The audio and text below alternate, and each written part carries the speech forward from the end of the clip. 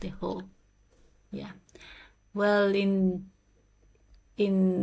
Alexandra games, she just played the French defense, so we can expect a French defense from her. Right, so on the top boards, this is Fedoseev with what's called Queen's Gambit. Yeah, I shouldn't forget the name. I mean, there is a whole series about Queen's Gambit, or rather called Queen's Gambit.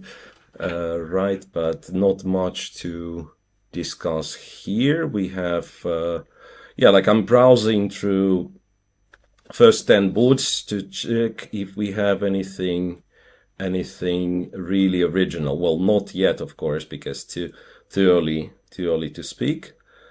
On what's that? That's the Slav? Yeah, okay. So Slav defense. Yes. And how old is he? His opponent? Yes, the Turkish guy. Could be 12 or something, yeah. Right? So these days, it's very amazing, and especially with, like now, when Gukesh won candidates. Oh my God. And he's 17 years old. Yeah. And back in the day, we would, address anyone who is 15 and becomes a grandmaster. We would say, okay, he's such a young prodigy and he's like great talent. And well, not to take away from them, but like you become a grandmaster at 15, you have 2 years to become a challenger, or otherwise Gukesh already has the record, right? Yeah. So that's incredible. So Slav defense. Let me see if I can get this game updated. Yeah, I think that's the one. So, well, not much to say about the opening just yet. So still way too many possibilities. And I wonder what they play in the Slav nowadays, and especially what this little guy is going to play. Knight f6 is the move we would expect for now, but then... Did he play Knight f6? I think he so. did. Yes. Yeah, he did.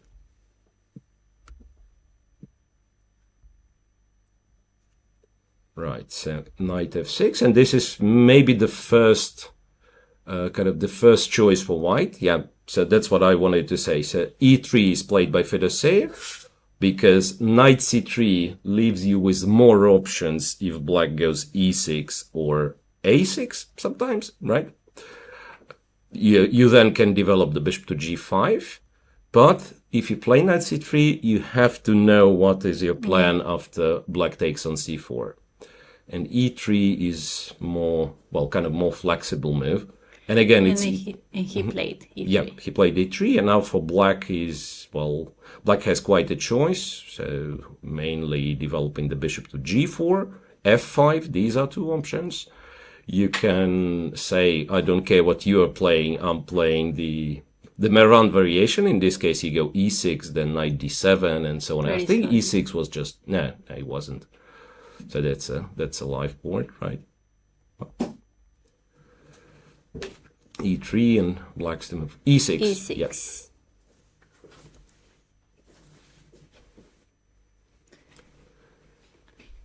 So and to leave the bishop on c8 is not. I guess it's a big problem. Right? Yes, you're right that potentially that's how to say that's black's only problem. In fact, you have the square for the knight to develop the knight from b8. This bishop can go to d6, can go to e7. Oops, and the other bishop is restricted for now, right? So we could discuss it a little. Like if black goes bishop f5 too early, then one of the lines would be knight to c3, e6, and then white starts kind of messing with this bishop, right? Knight h4. Now, if you don't want to trade, you go bishop g4, and white goes queen b3, and then that's another downside of developing the bishop too early, because white gets this tempo. And then something like h3, g4 gets a pair of bishops. Yeah. Not to say that this is bad for black. It's just another line, not to everybody's taste. e6, yes, for now, it's not very appealing. But the plan, let's say if white develops normally, Fedoseev just played b2, b3, and we will talk of this later, but what I was referring to as Meran variation. It's knight c3, knight to d7, and then if you develop the bishop, that doesn't matter, e2 or d3, I think bishop d3 is more popular, black would take, and then go b5, put the bishop on b7, and try to play c5. So the bishop will be developed on the long diagonal. Okay. Yeah, so that's kind of, in essence, this is the plan. Okay. I think he played b3. And he played b3. So b3 early is not only that you want to develop the bishop on b2, you do, but the main purpose of playing b3 so early is that you want to recapture with the pawn when and if they take. So knight to d7. And then I don't think it's bishop b2 just yet. It must be Bishop d3. Bishop d3, bishop e2, something. Yeah, so first you want to play bishop d3 and probably castle, and only then you develop bishop d2. Because bishop b2, well, let me see. I guess something like bishop b4 could be a bit messy. Knight d2, knight e4, you know, so they start kind of annoying you with some pins. Anyway, Fedoseev played bishop d3. That's all for now. Let's move on. Yeah, Okay. yeah, yeah. Because we have, I think, we'll be concentrating on top 10 boards, right? Yes. And this is one of the least developed games. So in some games already we have like 15 moves played, and so on. So board 2, just quickly, it is a French defense played by Sanand Sugirov against Nathindha, I believe. Sana. So that's, Yeah. yeah, so black is Sanand Sugirov, with white is, I believe that must be a player from India. Yes. Nathindha. Oh, so French defense, knight c3, bishop b4, and then white goes knight e2. Not the most popular move, and I'm thinking it must have been like first appearance of this move must have been like 1930s maybe. It's not that I was around, guys. Don't think I was around. It's just that, yeah, okay, some books. Right, so knight g to e2. Point being, white sacrifices the pawn, right? Black can take the pawn. You cannot recapture. The knight is still pinned. But in this case, you go a2, a3. Now, if bishop returns, you will take the pawn. So black's kind of greedy approach would be to take. Knight takes. Now, again, the pawn is hanging. While in case of knight f6, you do have some ways of winning the pawn back. The most straightforward would be bishop g5 and then take on f6 if h6 played, so on. So instead, if black wants to keep the pawn, he plays f5. But this is very risky and pretty much a recipe for disaster. So white goes f3 in this case. And this is very, very scary position for black. Yeah, so for one pawn, well, white gets like overwhelming lead in development. Like queen d4, I believe, should be lost after bishop e3 and long castle, you know, like huge attack for white. So this is something very risky. So in reality, I don't think black is advised to take. I mean, you can do, but you can also do something like knight f6 and then play your French defense setups with white knight being on e2, not very nicely placed. So that's an original system, but not a very scary one. And then I promised some games that are like very well in 15 moves or something. So I suggest we jump all the way to board 6, if you don't mind. Where we have board 6, we have Gabriel Urbani against Maxime Lagarde. Wow, and here 13 moves played. Already? Yes. So let me find it. Yeah. So it's Sicilian defense. E4, C5, knight F3, D6. Here. And instead of I want to say much more popular knight of variation, a7, a6, black plays knight to c6. Okay.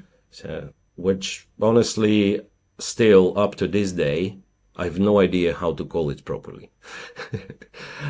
I think it's like official name is classical Sicilian, which doesn't make much sense, to be honest. Okay, what's classical? Classical changes. After bishop g5, this particular variation is referred to as Richterhauser, right? But yeah, back in the day we used to call it 4-knight d6 Sicilian, which is kind of self-explanatory. You develop kind of all 4 knights move and then black plays d6. Yeah. Bishop g5, e7, e6, queen d2, bishop e7. So apart from bishop e7, you have like all the possible moves in the world. Like a6 is a move, bishop to d... Now I think a6 with the idea to go bishop d7. Bishop d7 immediately is not great. There is queen b6 for sure. There is queen b6 in this position. But yeah, bishop e7, castles. Here you can go castle short, and that would be another story. a6, f4, bishop d7, knight to f3. I think this is once again, after bishop d7, this is sort of a critical position. You can go king b1. I believe that there must be some other moves. Knight f3. Again, depending on how deep you want to look at it, right? Because like it's on a very primitive level, it seems, yeah, white's doing something strange. He didn't develop the bishop yet, and then all of a sudden he moves the piece for a second time. But if you think of it here, by playing bishop d7, black prepared to trade on d4 and go bishop c6. If he starts by trading on d4 and going bishop d7, then he runs into this bishop f6, and if you take back, it's queen to d6. If you take with the pawn, it's still a bit awkward, right? So he prepares by going bishop d7. And then we say, no, you will not exchange on d4. Instead, I'll put the knight on f3, and now your bishop on d7 is somewhat misplaced, maybe. So black goes f5, white captures. And here, if you recapture with the bishop, once again, queen d6 wins white a pawn. Therefore, g takes. And this move f5 is very, very standard for these kind of structures. Because, well, in this case, you could say white sacrifices a pawn. But is it really a sacrifice? Do you really want to take this pawn? Probably not, right? I mean, because if you do this, like all the black pawns, all the black pawns are terrible. And yeah, white should be much better with simple moves, even like bishop to d3, just exchange the light square bishops, and then you have a fantastic square on d5. So f5, queen to b6, and then white. So very often, white would just keep the pawn on f5. White would just keep the pawn on f5. But what black is doing here, well, in fact, I'm not quite sure if I've seen queen b6, but there is one particular idea for black. Like, black can play b4, and then if the knight is moving, then black plays, all of a sudden, plays e5, blocking the center, leaving this d5 square, and you could say, okay, what's that? It's a very weak square. But white knights are so far away from d5, right? Like you literally have to spend like 4 moves to get to d5, and that's why it's playable for black, right? That means, wait, let me get back to f5 position. Yeah, so an immediate e5 is terrible because knight d5. Yeah, but if you can play b4, drive the knight away, then go e5, that's sort of playable. So queen b6, and this partially explains why white decided to take. So now black's pawn structure, on one hand, kind of fixed, right? So no double pawns, nothing. But there is no e5. There is never e5, even if not knight d5 immediately, but e5 creates a lot of light square weaknesses. So white exchanged, and now it's once again white to move. And the moves I would be thinking about in this position is something straightforward like queen h6. I don't know if it threatens anything, just to go queen h6, maybe you have this ideas of queen h5, so that's something to think of. This bishop probably goes to h3 after g3, once again pressing the pawn and trying to provoke black to play e5. And another very common move in such situations is just to play king b1.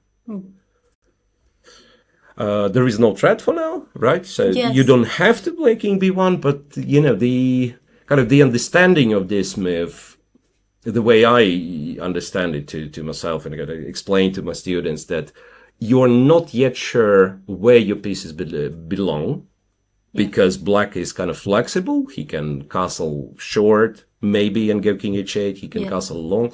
So depending on how black is acting, you will be kind of putting your pieces. And the king b1 move, sooner or later you will need it, right? Yeah, and because, also it's very common move. Yeah, exactly. Yeah, right? So but it's kind of not. I'm trying to explain, like, why would you play king b1 specifically in this position? Yes. Because it's one of the moves that you almost for sure will make. And for the other, you're not sure, right? Like, you could play, in some positions, you can play bishop e2 or d3 or go g3, bishop h3. Let's say you're not, can't predict yet where the bishop's going to be the best. So you first play the move that will happen anyway, and then you decide, kind of look at what your opponent's playing and decide where exactly we put the bishop. Okay, so that was board 6. Next to it, on board 5, Alan Pichot against Jack Wanzil Rud. And here we have another Sicilian. This is the board? Board 5, I believe. Yeah, board 5. So that's the Spanish grandmaster. Yeah. No, he's from Argentina, but representing Spain. Wow, he's from Argentina. Yes. So then I have to pronounce the T.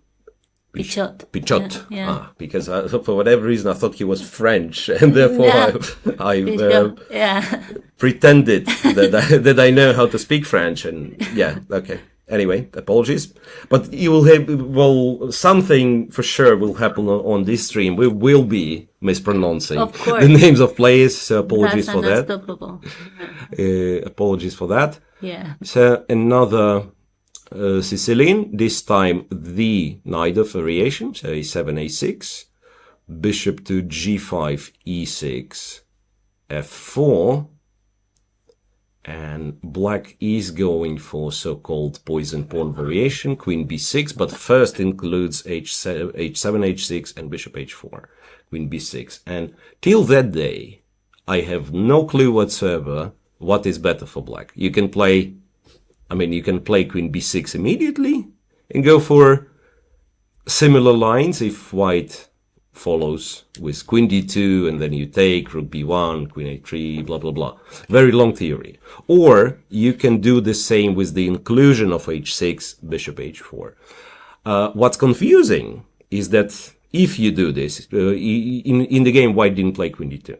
But if you do this, you go queen d2, queen b2, rook b1, queen a3. So there is e5, but there is also bishop h4 takes on f6.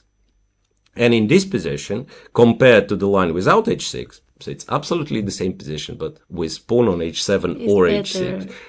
And which one is better? I don't know.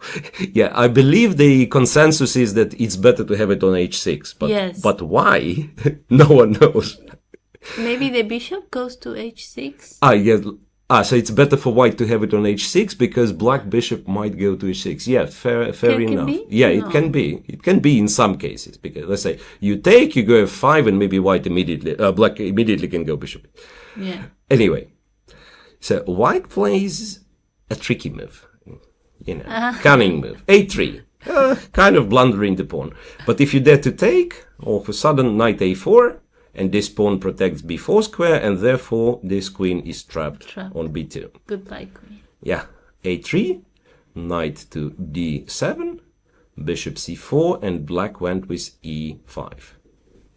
Wow, this must be something very, very sharp. So after e5, I don't think we take. We move the knight somewhere. To f5 or? Yeah, this is very attractive. That's the first thing you want to do. Yes, like you go forward. So the question is, what's black's next move? Does he want to play g6 maybe?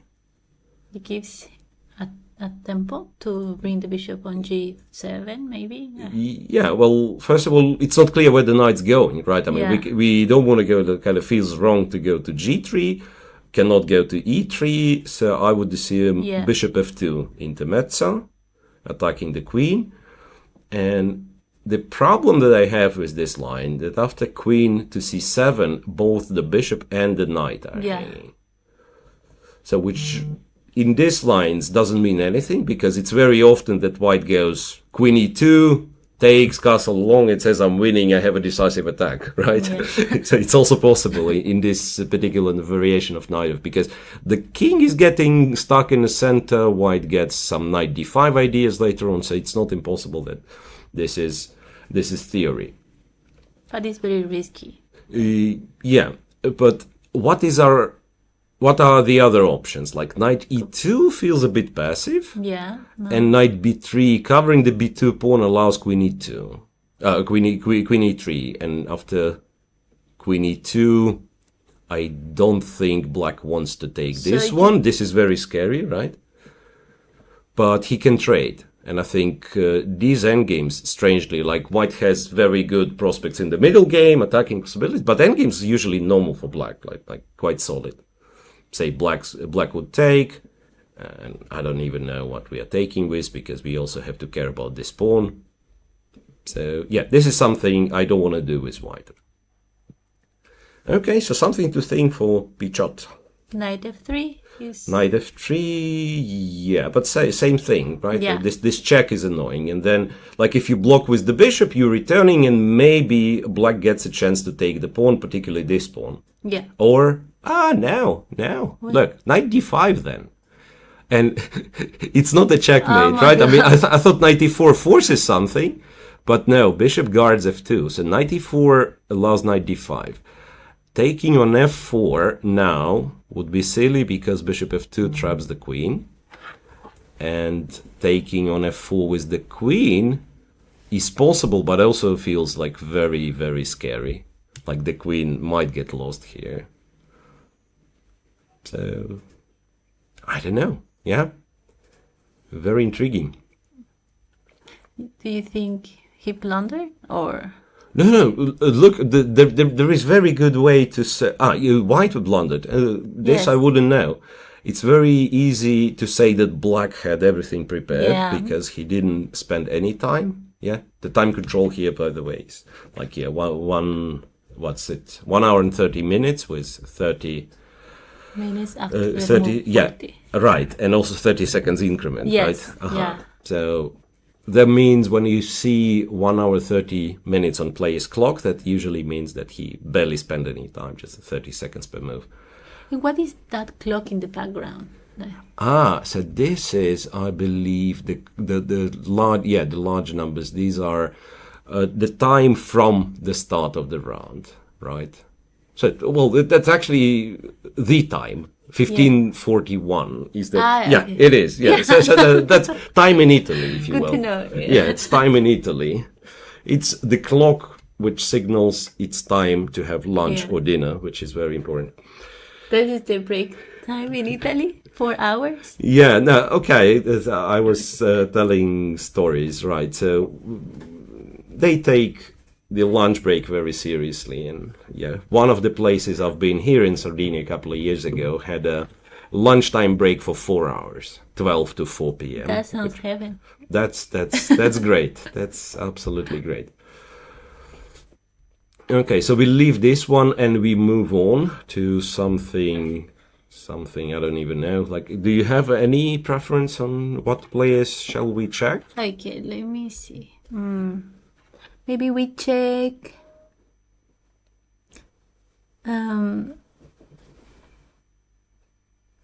the board fourth. Oh yeah, Jordan Van Forest. Van Forest. Yes, let's do. Jordan, how are you? Let's see. Okay, and here we have another Sicilian. Oh, well, you know, my last experience for many, many years is commentating on high-profile events. And having so many Sicilians is such a relief, because, like, if it would be, you know, the top 10 event, you would have, like, 5 Petrovs and 5 Jocopianos, and that would be it. Yeah, Sicilians are very exciting. To see one Sicilian position is already a gift, right? And here we found, like, every other game is a Sicilian, or the French, or, yeah. Are you a Sicilian player? I've played chess for many years, right? So at some period in my career, I was playing the Sicilian, the Richterhauser. I've played a few games with Najdov, but it wasn't very serious, so to speak. So maybe a couple of years I was playing Najdov. And now I'm not even sure. Like if you force me, first of all, you will have to force me to play chess. I'm staying away. But if I will have to, we'll probably play something boring, like Petrov defense, you know. Okay, and online? Online? Online you can play anything. Yeah. When I'm playing online, I'm mostly playing the other kind. E4, knight f6, exclamation mark. You attack your opponent's pawn on move 1. That's the best move in chess. Anyway, back to Sicilian. So for one forest, it was e6, knight c6, which once again, as experienced as I am, I have difficulties naming. Because in Russian, and this is the language I was kind of taught as a kid to play chess, so all the literature you would have in Russian and so on, anything with e6, a6, e6, knight c6, and so on would be referred to as the Polson system. And then now you have the Polson, in English, you have the Polson, you have Kan Sicilian, you have the Taimanov Sicilian, so I'm still confused with which is which probably is not that important in our case. So knight c3, queen c7, one of the lines. And then I think recent candidates, I think it was Pragananda with white against, I'm not even sure, someone with black. And we've seen knight c3 to b5. Pragananda Firuja possibly. Yeah. Knight c3 to b5. I'm much more familiar with knight d4 to b5, and funny bishop e3 move after queen b8. The whole idea being that after a6 you go bishop b6, sacrifice a piece temporarily, but you're threatening both bishop c7 and knight c7. So that's one line that's possible here. And g3, the move that One Forest's opponent Nurgaliev has played, is a very solid move, and it's a nice move, kind of to generalize the Sicilian, so to speak. That's like, you like to play these setups with g3. If you like to play these setups with g3, you can do it pretty much against any line in the Sicilian. So you wouldn't care if black plays the Richterhauser, if he plays the Najdov. You can always play g3, bishop g2. So g3, a7. G3 is not aggressive, right? Oh, well, it isn't. And like some years ago, you could say it's dull, and you could criticize it and say if plays open Sicilian, has to go for something sharp. But nowadays, everything changed so much with computers getting stronger and stronger. Yeah. And we realized there is no such thing as advantage for white if the opening is played properly, right? Yes. And therefore people trying like new systems, original variations, and so on and so on. That's why like some obscure stuff even became popular. The cow opening? Yeah. You know the No, this one I don't. Is the opening Anna Kramling invented? E3, D3, knight E2, knight E2. Okay, okay. I mean, there is no reason to go worse with white, right? I mean, there is no advantage, but you can still kind of fight for it. So I would say G3 is reasonable. G3 systems against the Sicilian are perfectly playable. Bishop G2, D7, D6, castles, bishop to D7. White trades here and goes queen e2. So the whole point of this setup is to stop black from playing knight f6 immediately, or not really stop from, but like there is this knight d5 idea if you put the knight on f6 too early. And Jordan went with bishop e7 first, kind of to add extra cover for the king, and then he's going to play knight f6.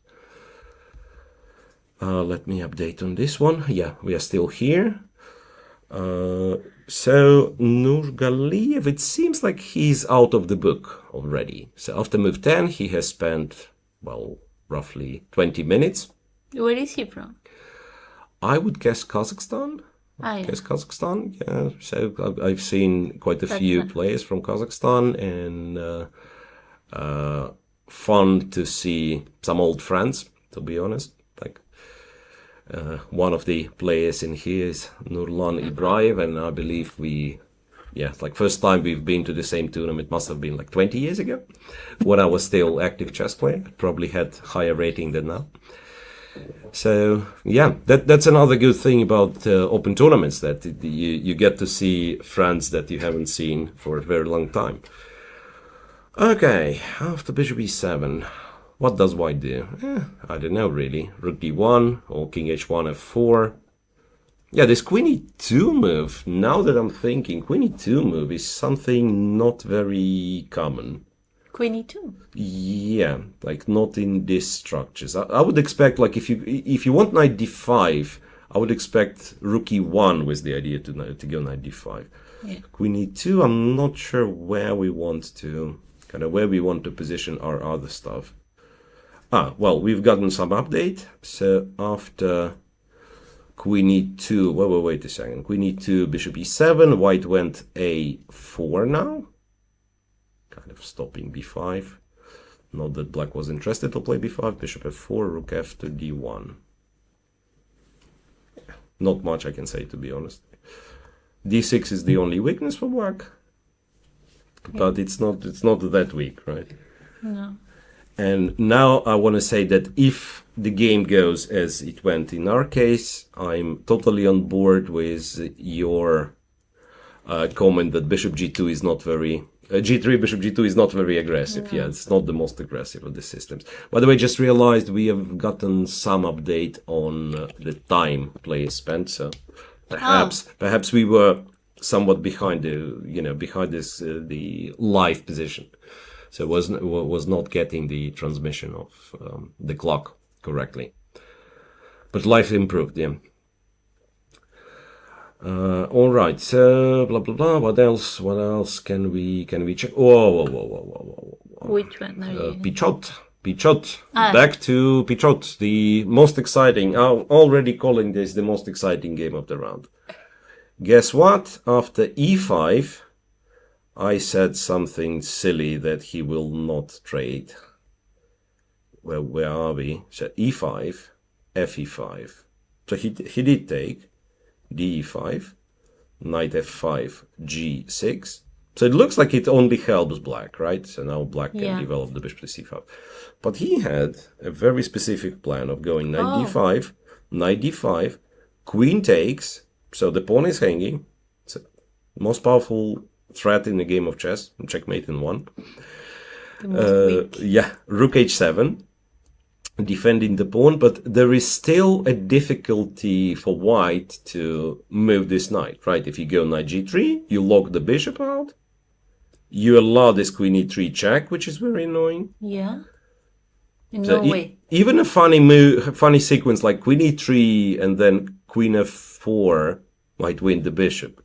It's actually quite rare. I've never seen this one. Like queen f4 and you trap the bishop, it cannot really run because in such a silly position. But it wasn't the plan for white. So white castled long, sacrificing the knight, and after g f5, e f5, that's a position we have on the board. It's so impressive. Also, he spent quite time there. Yeah, he spent quite a lot of time here, so that means it wasn't the preparation. No. It wasn't the preparation, it was rather over-the-board inspiration. So now what happens is... wait a second. Could he... What's wrong with no, you cannot do this because d8 is still protected. Very nice. Okay. Almost. Queen e5, knight e5, yeah. So that was the idea, but it doesn't work yet. No. But it does explain why, for example, black cannot play queen c6. Because I thought, black can play queen c6, trade it, but now the queen no longer... sorry, that's some random arrows popping up. I just have to figure out the way to get rid of them. So now the queen is no longer protecting d8, and we have the ability to play this funny looking combination. Knight e5, and checkmate on d8. That would be great. Yes, I'm thinking black probably is not falling for this. But yeah, the position is quite scary. So how many pawns for the knight?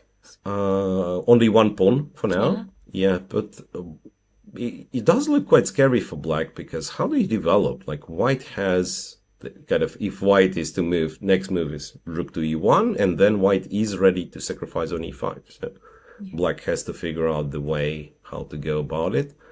Bishop e7 maybe? Yeah. So here white has to be very aggressive and precise. Yeah, after bishop e7, we definitely, like white player definitely has some initiative, some attack, but also has to be very precise exactly. And the feeling is, like, if we move the bishop, we kind of lose the momentum a little bit. So probably we trade, and then we still play rook to e1, kind of maximizing the activity of the pieces, again stopping silly nonsense like queen c5, because we can take on e5, right? And win the queen. Yeah, and f6 is also bad because of light squares. Queen g8, and then the rook is like almost trapped, right? Knight f8, and there should be, I'm not sure how exactly, but there should be something. Like, I mean, it cannot be that black king is not getting in trouble. Yeah, I think blacks will spend some time here deciding what to play. And... Right. Because it is like a critical position, right? It is a critical position. So, well, he has to remember not to blunder Queen d8 idea. Oh, rather Queen e5 rook d8. Because this is something that is strangely happens to people, that originally you see this tactical idea, and then you think and kind of you calculate a lot of lines, and then you forget kind of the initial problem. There was it's very kind of understandable in psychology, right? Yes. So you remember the first moment you see the position, you say, okay, I shouldn't do this because, but then you look like many other stuff. And also that's why the checkmate in the back rank happened often, because they can checkmate you, so you are defending and then you forget. So that's very, very common thing.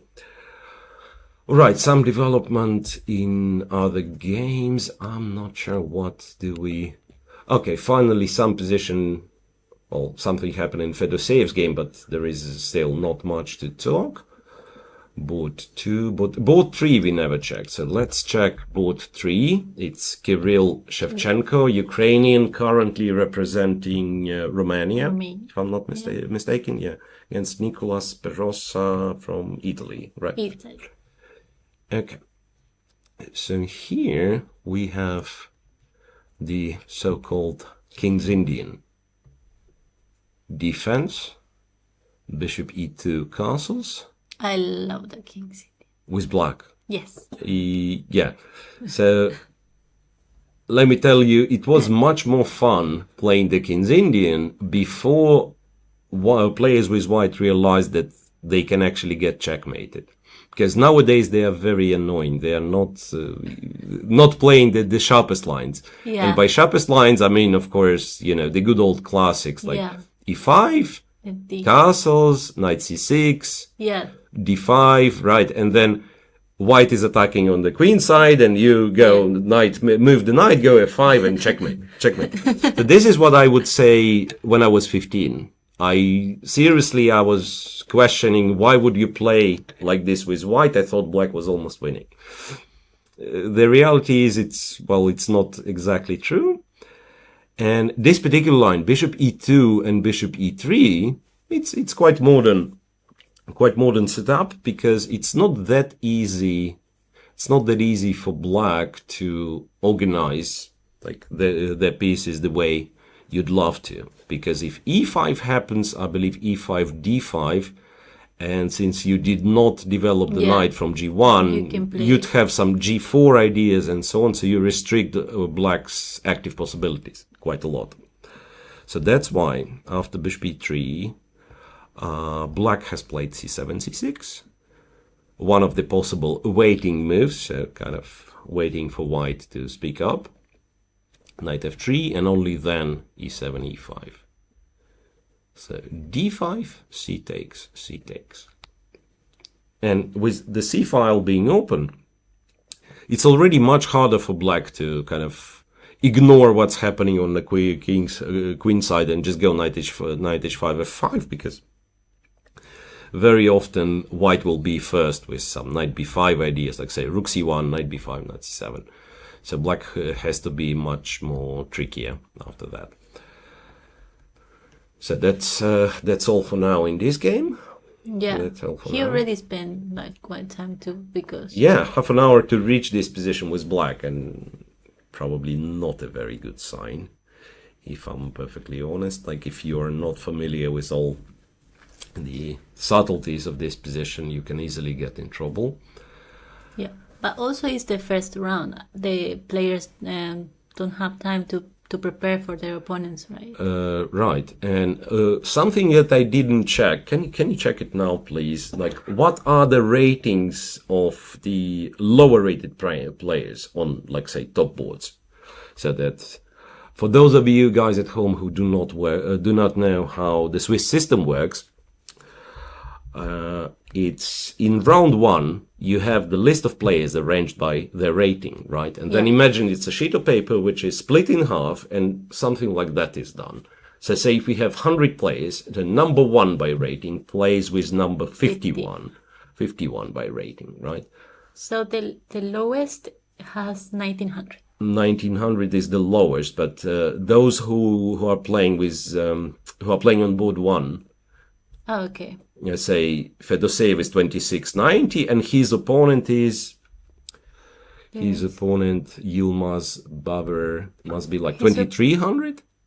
Is 2200, almost 23. Yes. Yeah, so roughly 2300. So that means, while you would expect ELO favorites to win in round 1, it's still not an easy walk. So, because nowadays, like, everyone can play chess, right? Yeah, for example, we have the surprise with Alan Pichot sacrificing a piece against Fide Master 2200, right? Right, and it's still the big question is if it's all sound, and if he will win, or okay. So looking for something original and fun. Okay, I'm not able to tell which board that is. I believe it must be board 10. Which name are you looking for? I'm looking at Erwin Lever with white against Jules Moussa. Yeah, it's board 10. Board 10. Both French. Both French. Yeah. So I'm just looking at this position that I have on. And this is like some weird caption we have running there. I hope it's okay. Right. I just seen the position on the screen. I thought it's quite interesting what's happening there. So it was, I'm not even sure what it was. It was some reversed Grunfeld or whatever you call it, with some funny move h7, h6. I don't even know what that's supposed to mean. h7, h6. It's strange, like if it's played by, let's say, someone who starts playing chess, I know, like 1400 player, I would go and criticize and say, okay, well, what do you do? I mean, you have to develop the pieces, and h6 is a bad move. But because it's played by a grandmaster, so you would think, okay, maybe he has an idea what he's doing. And I believe the point is that perhaps you want to avoid bishop g5 possibility at all. And like the naive way would be to go knight c6, for instance, right? White takes knight d4, and then you say, okay, I'm taking the center by going e5. And only then you realize that you are playing with black kind of as the white side of the Grunfeld defense, but you're a tempo down. And you will get in trouble specifically because of bishop g5 option. So that's a pin, and d5 is in trouble. Okay. Right. So h6, I would still find it a bit extravagant, but it kind of explains why you you would play h6, and but then also it's a surprise, right? Because yeah, well, so you're asking like if surprising someone yes, matters. Yeah, but depends on how to say. because all your ideas are bishop. Yeah, well, maybe not all the ideas are with Yeah. bishop g5, but yeah, if you can keep the position playable and kind of force your opponent to play something original instead of the preparation, of course it's good. It's just that some people take it like way too literally and think any random move in the opening is a surprise. Like, and I might be surprised, but it's a pleasant surprise if my opponent plays a terrible move in move 4, right? So, but yeah, the whole idea of finding something to take your opponent out of the preparation and force them to play over the board is, of course, understandable. Anyway, so just fast forward. We'll not kind of stop on every single move. There was an interesting moment over here. Yeah. So after c4, black goes e5, knight f3, and you kind of have to go knight f3 because you play anything else like knight b5, knight c2. Black's going to go d4. And sees quite a bit of center control and have a very pleasant position. So knight f3 attacks e5, at least now black cannot get d4.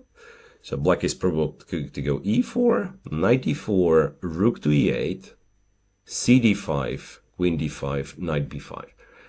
And here, white is kind of happy because knight c7 is a threat, right?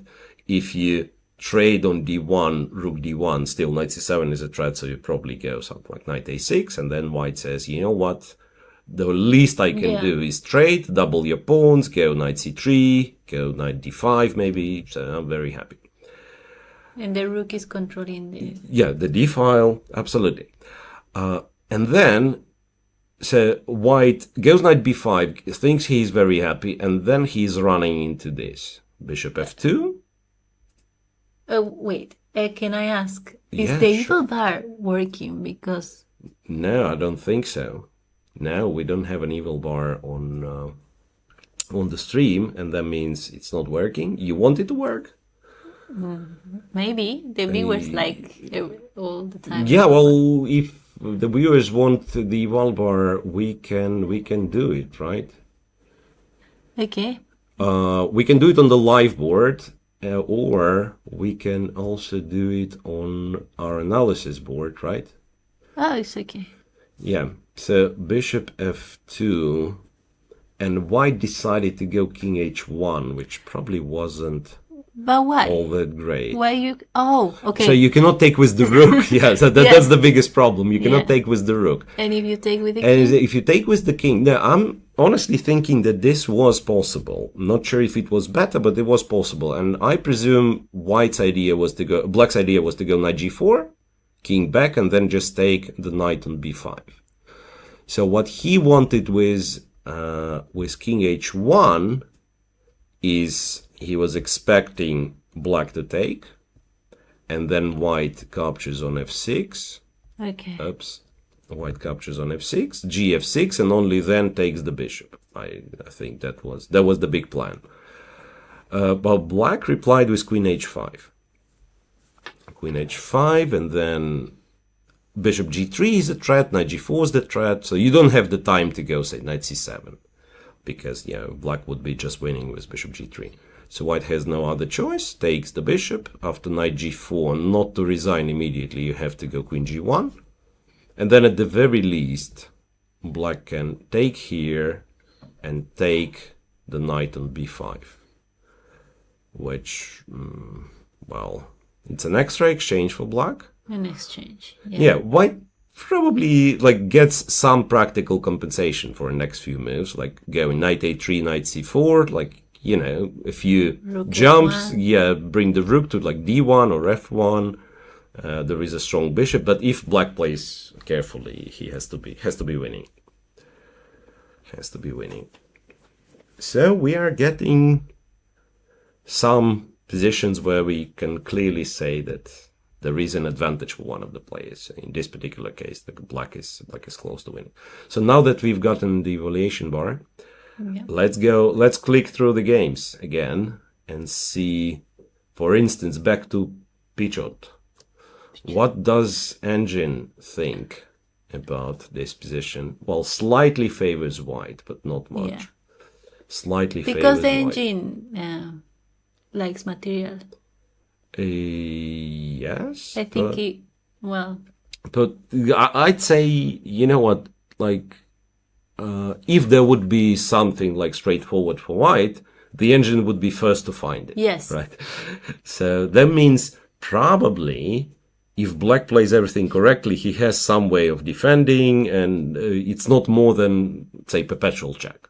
Yeah. But it doesn't mean anything because we don't really know, like, how hard it is to find everything.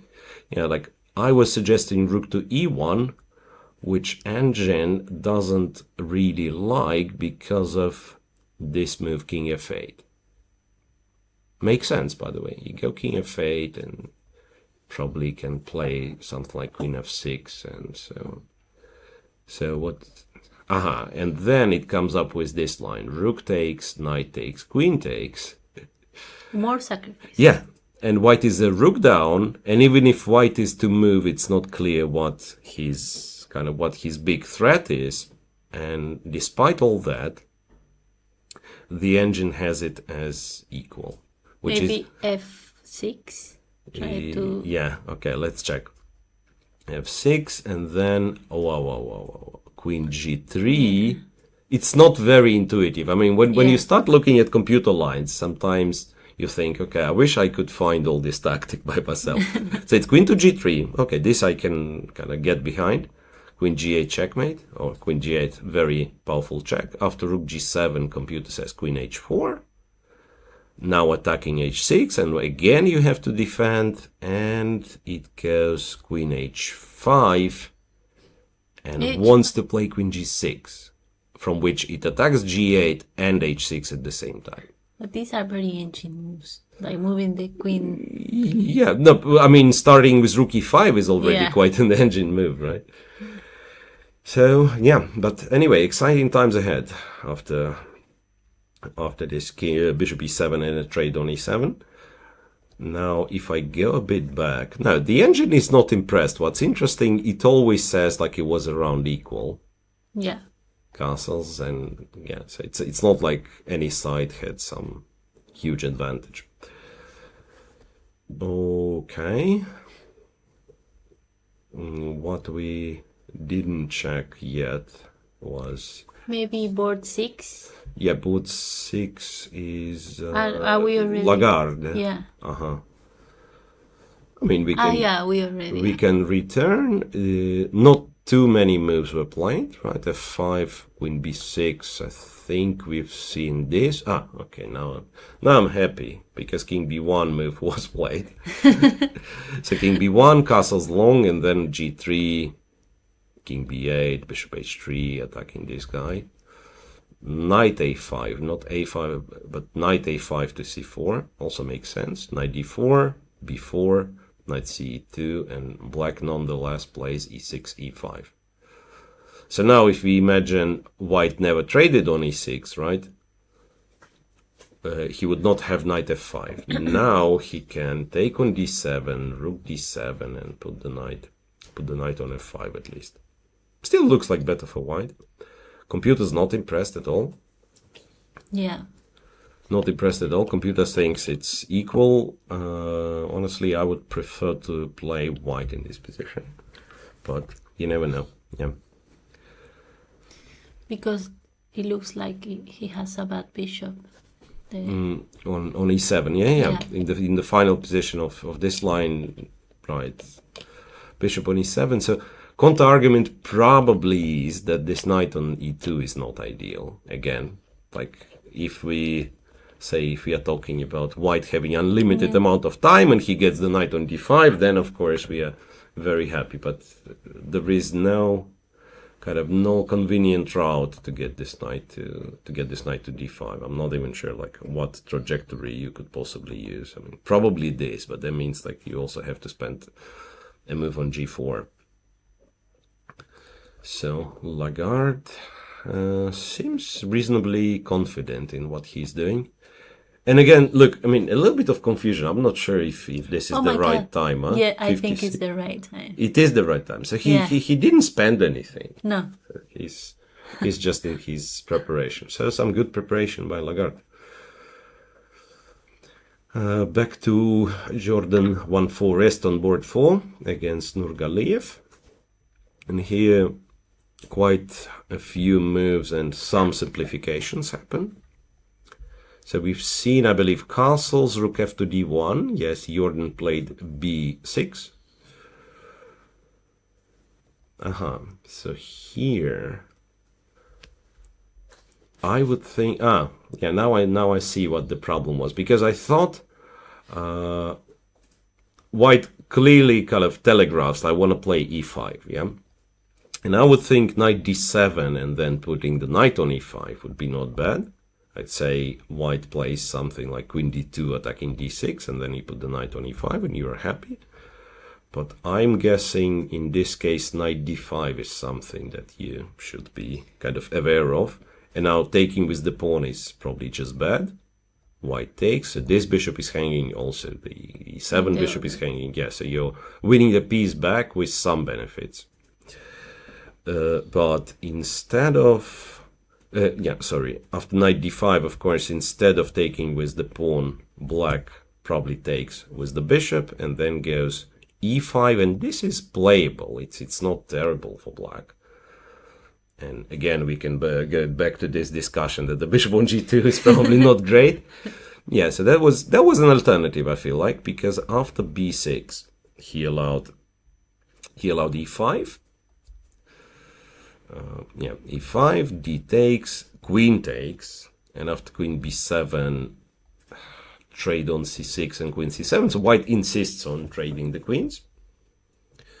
After this exchange and bishop c5, white also goes bishop d6. So a player with white clearly wants to simplify everything and try to make a draw this way, I believe. Okay. So the question is if this plan is going to work out.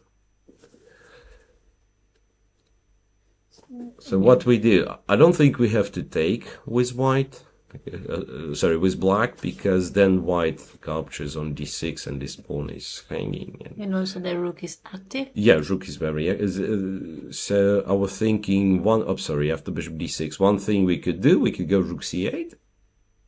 And then if takes, rook takes, now in this line with rook d6, black rook is also much more active on c5. One potential way of like making a draw would be probably like spend one move on rook b8, but then like if anything you can go knight d5 and then the pawns start trading, very likely a draw. So the question is, however, like if you're 1-4 rest, you're playing this position, you're playing against much lower rated opponent, so normally in the open tournament you want to win. Yeah. But how do you win this position? How far can you push? How much risk can you take? That's always a question. Also, the opponent, he looks pretty young. So I think... sometimes like you look only at the rating, and it could be that next couple of months, this guy increases 300 points and he win the candidates. Yeah, he has the same rating as you, and you think, okay, and I was so naive to try to think, that was... So it happened to me a long time ago with one of Ukrainian national team chess players, Andrei Volokitin. At some point he was rated like 2200, and I was thinking I'm obliged to win with black, and I lost, and I was like 25 something. And I lost, and then kind of the next half a year he was pretty much the same rated as me, and it turned out the tournament we played was like kind of the beginning of his like big rise. So it happens. Yes, it happens. Ooh, okay. Let's see if we have Board 8, maybe? Board 8. This is Daniel Darda. Ah, right. We have it. Oh, okay. So in this game, I think we have this position for quite a long time. In this game, we have this position for quite a long time. So I'm not quite sure what has happened. So here, the Sicilian with an early e5, knight b5, d6, and this is what? Advanced Sveshnikov variation, or some people call it the Kalashnikov variation for whatever reason. So knight 1 to c3. Now, going knight f6 was transposed to Sveshnikov Sicilian, but black has better idea of what to do. a6 and bishop e6 is one of the options, I'm guessing. Honestly, I thought b5 was the move, but bishop e6 probably one of the options. Knight d5, knight f6, bishop to g5, he takes with the bishop, goes knight e7, bishop f6, g f6, and knight to c4. All right, and we've finally gotten a view of this board, right?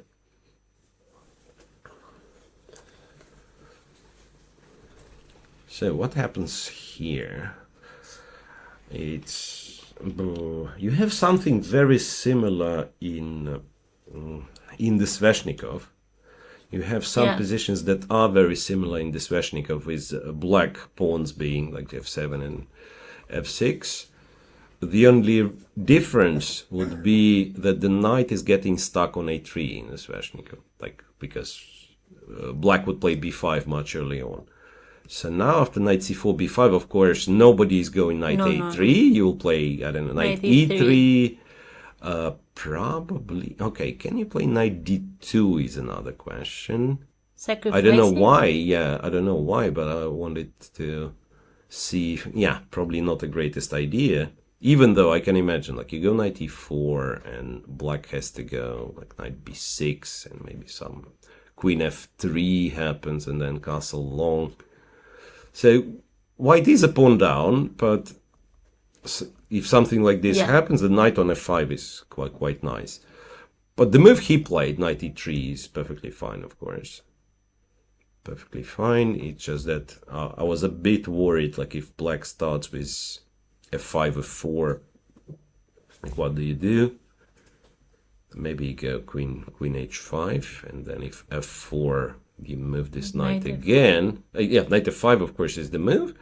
But I was also thinking, like, say, after knight f5, maybe you find that it's not enough of an advantage because of the opposite colored bishops. So if you are more ambitious, it could be that you try again to sacrifice the pawn, and it feels like very risky, to be honest, to take this. Maybe not so much. Castle? Yeah, castle, and I was thinking knight f6, and then knight takes, queen takes, and white has queen f3. And it is very disturbing, because queen c6 check, right? And if rook c8, queen b7, I guess. Yeah, queen b7. In this position, computer already says that white is almost winning after queen b7. Because once you take the take pawn, one, you bring the bishop. The other, you develop the bishop to b5. Yeah, so this could be quite scary. Yeah. All right, so black instead goes bishop h6. Makes sense. Yeah, and now if you let black take, you're probably not very happy. Okay, we'll see. Yeah, if you ask computer, it actually says you do not move the knight to g4. You just go bishop d3 and here knight g4. Yeah, but I was also excited at first, but then I realized bishop g7 and then f5 will happen. Yeah. So we almost like losing a tempo by going knight g4, which computer does not kind of fully criticize. It says it's possible. It's just that it's not great. So probably some bishop d3. Anyway, this one also looks very exciting, and after 13 moves only, already white is down to less than 1 hour. Black has a little bit more than 1 hour. So I feel like our coverage will become much more liver when when we get to the time trouble, because every game will be look here, look there. We have many Sicilians too. Yeah. Yeah. Right. So on the very top boards, what else fun do we have? Oh well, we have. I don't know which board it is. Must be board 12 or something. We have a very interesting looking game by one of the Luca Moroni. The amphitryon of this tournament, right? Yeah. Italian. Yeah, and then he is playing against Konstantin Andreev. I don't know where this guy's from. He's Italy too. So he's playing for Italy. Yes. All right. So here it was the opening that should not be named. What they call it? I'm confused. The modern? The one, yeah, well, it's sort of the modern, but they also started with like very strange move order, like a6, b5 first. Yeah, probably we should refer to it as the modern defense. Yeah. b5, h5, castle long, knight d7. So, well, the whole idea is that black for a very long time does not define what he wants in the center, right? So he's like developing the bishops first, then like if you don't touch black's positions, he will go e6, knight e7, and be very flexible. Right, knight h3, knight to b6, bishop d3, and then Luca decided that he can play knight to f6, which is always very, very challenging move, because you have to account for e5 and then e6. So e5 was played, b4, first kind of pushing this knight away, knight e2, knight f to d5. Black is getting very strong knight on d5, but white goes e6, pawn takes. Now white could have captured on g6 simply. In white didn't. Well, I guess king d7, and black is kind of fine with that. But you can always, it feels like you can always take on g6.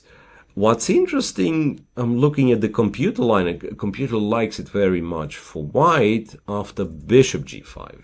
So kind of keep the bishop alive on e3, and then take the kind of g6 pawn is not running away. Like you can protect it for now with king f7, but realistically this is like very bad. You'll lose it anyway. And after white's knight g5, black went for probably forced but quite promising exchange sacrifice. He went king d7, knight to f7, queen f8, knight h8, queen h8. And now it looks like you can no longer take on g6 because, knight e3 or also knight c4. Knight c4 is simpler, right? Okay. No, knight e3 is nonsense. No, I'm sorry. I mean, you have to watch out, because sometimes I'll be saying nonsense. I thought bishop h6, but there is f4. Not knight takes e3, but knight c4 is good, of course. Yeah, you just win the bishop. So bishop g6 is not possible. That means one pawn for the exchange, right? One pawn for black for the exchange. Very strong knight on d5. I would say it looks very promising for black, like especially in the open tournament, as we were talking. Like you want. Yeah. You think he can spec an attack on the queen side, because the knight it looks pretty. Yeah, like. Well, you look at it and you think, the queen is too far from the queen side, but you can transfer it in one move. Like if you have some files open, right, you can transfer it in one move. There is also sometimes pressure on this diagonal, even like you can consider going c5 somewhere, right? So yeah, that's very likely that black's kind of next few moves will be, well, maybe he needs to consolidate a little, maybe like play bishop c6 and then push the pawns like a5 or 4. And white has to be very careful, because you don't want black to attack you, but at the same time, this is type of compensation. There is this stupid word that we chess players use, compensation, right? And if you ask, what's the definition of compensation? Okay, it compensates for something, right? So intuitively, we all understand what it is. So all I'm saying, like, there is different type of compensation. So I have an attack on your king means compensation. I have some, I don't know, you have an extra pawn, but your pawns are doubled. Yes. That's positional, that's different compensation. It's compensation. Yeah. So what I wanted to say that in this position, it looks like black's compensation, it's not necessarily time-based.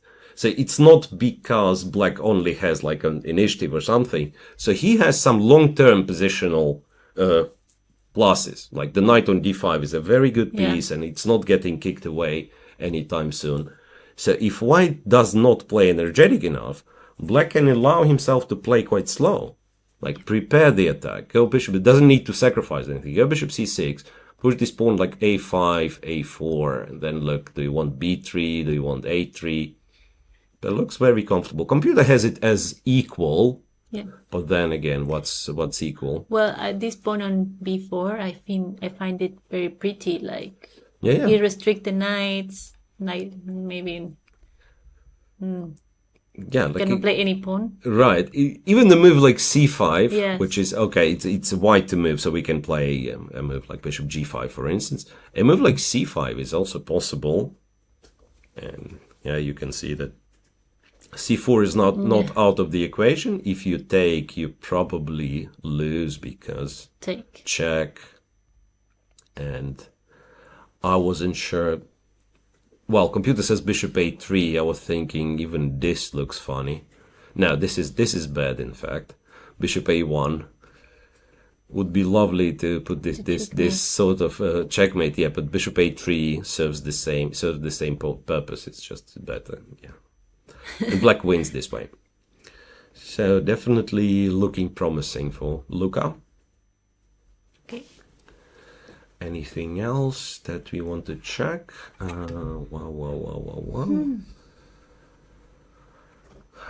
Board 1, we started with Fedoseev, and I can bring his position on the board. So it's Fedoseev against Yilmaz.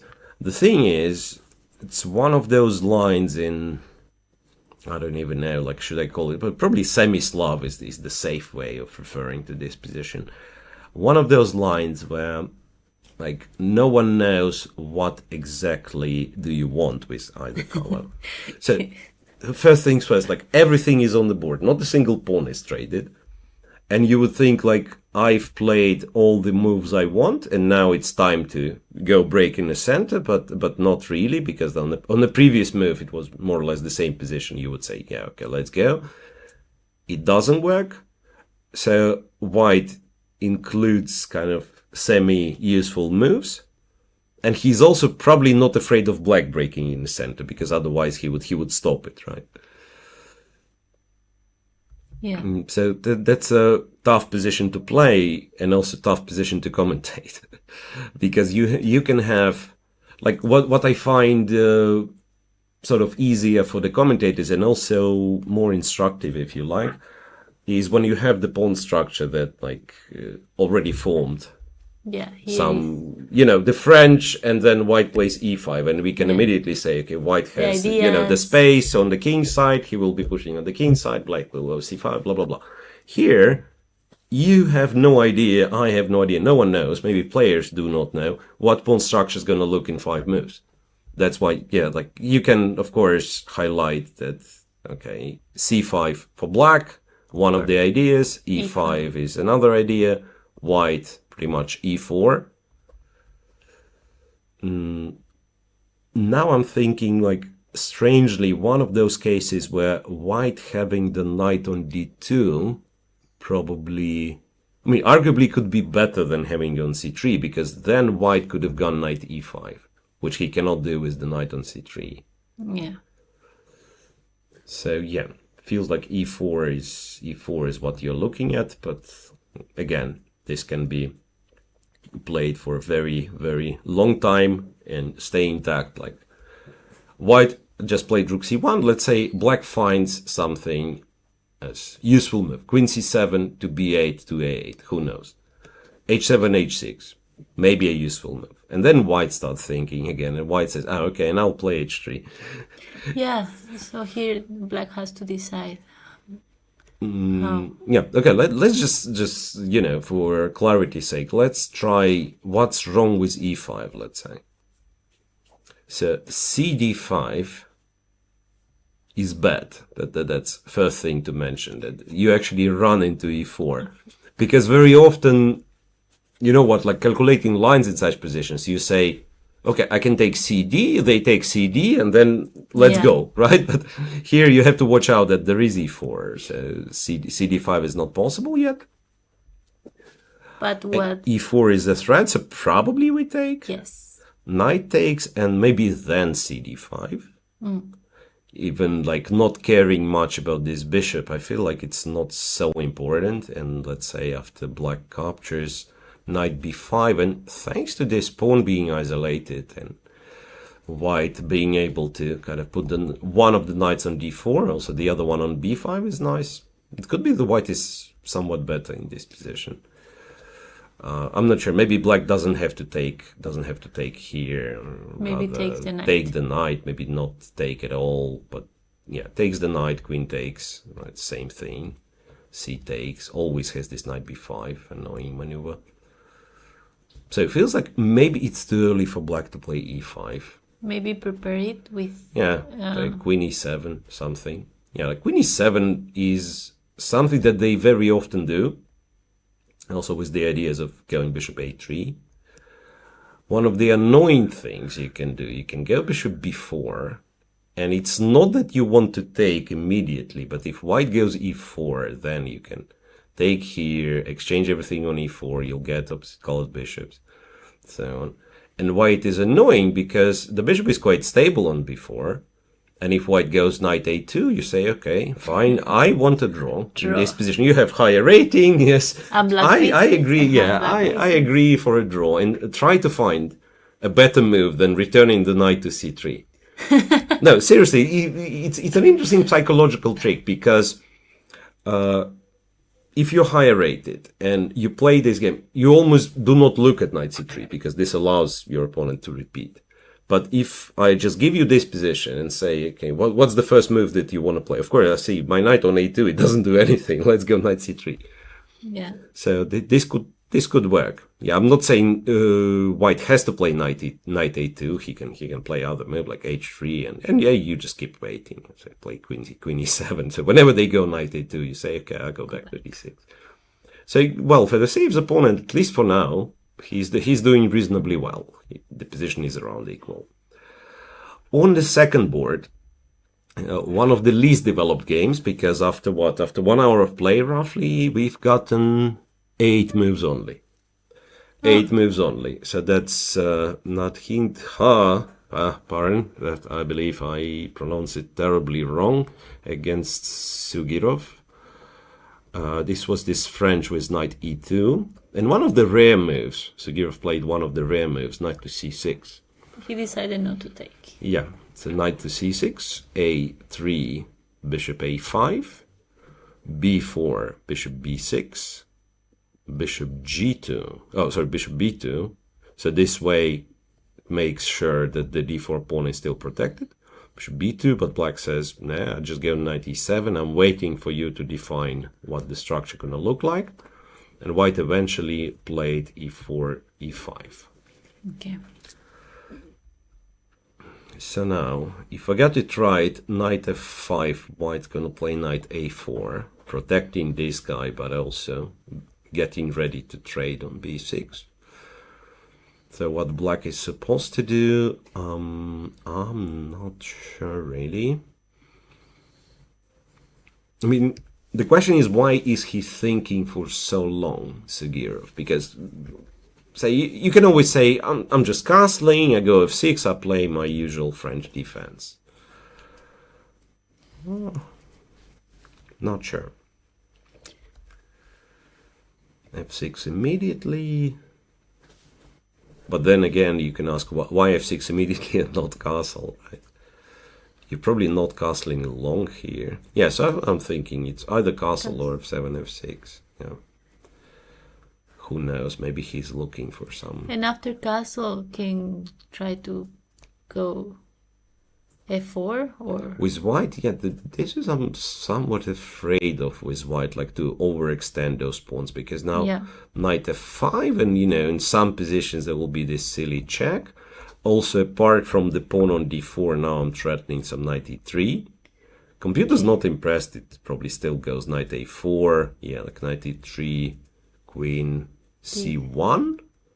But then, it feels awkward with white, right? So we kind of don't have the time to back up f4.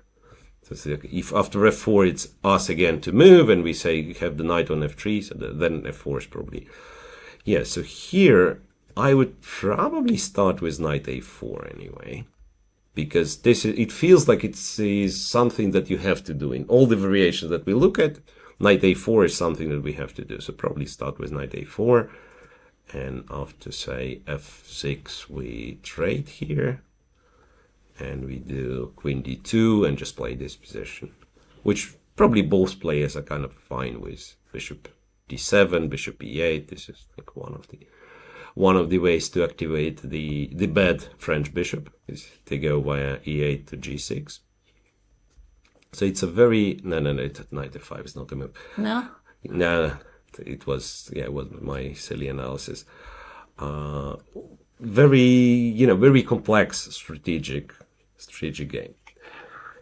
Right, so I'm running out of ideas. Maybe chat knows, maybe your chat or some other chat knows what we have to check.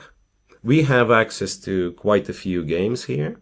It's just that I'm lazy, so I'm not going checking like too many games. But I could, if let's say if we have a request to check some particular game. Okay, let me see. So what chat we need to open? I have the. Whichever has suggestions. If you have like your viewers requesting something, we can go all the way to check streamers' games. Yeah, that's it's just that I have to find. I can because there is one hiccup with the software I'm using, is that it does not show the board number. Yeah. And therefore I will have to screen like all the way, I guess. So do we have the B group or not? No, I don't think we have. In the B group there is. It is a bit. I can see something. Right, both there's Alexandra, both there's Andrea. Yeah. Okay, who's playing the gambit?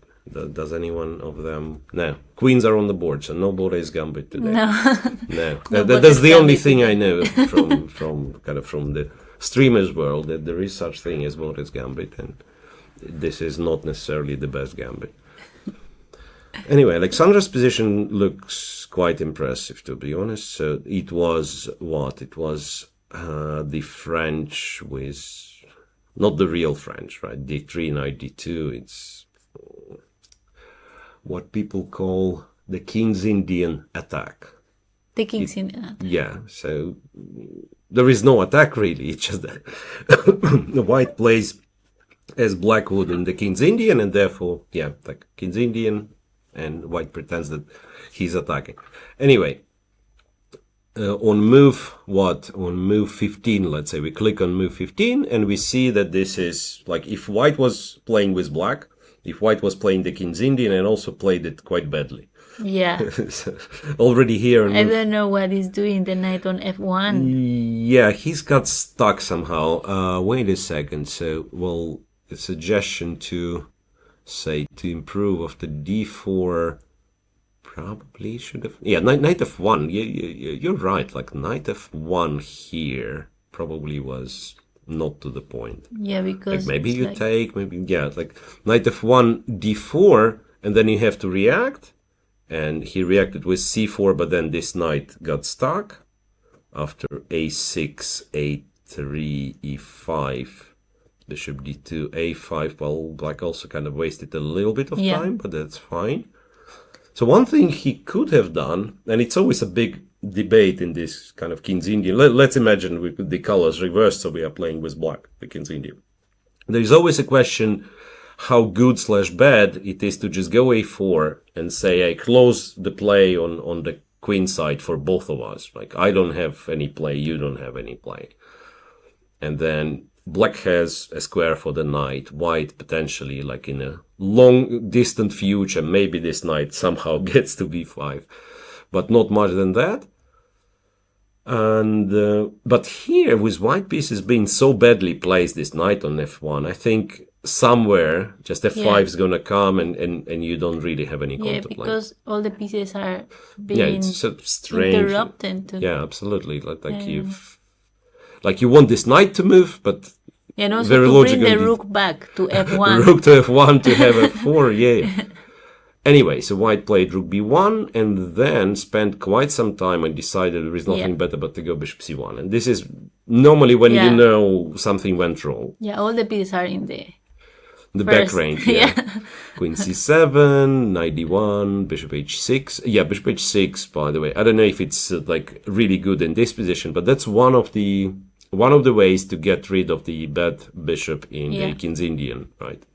So this bishop, it's not like you're planning to take on d2, but you're waiting for white knight to move. So this happened. Knight a4, white decided to go bishop b2, queen a5, and again bishop c1.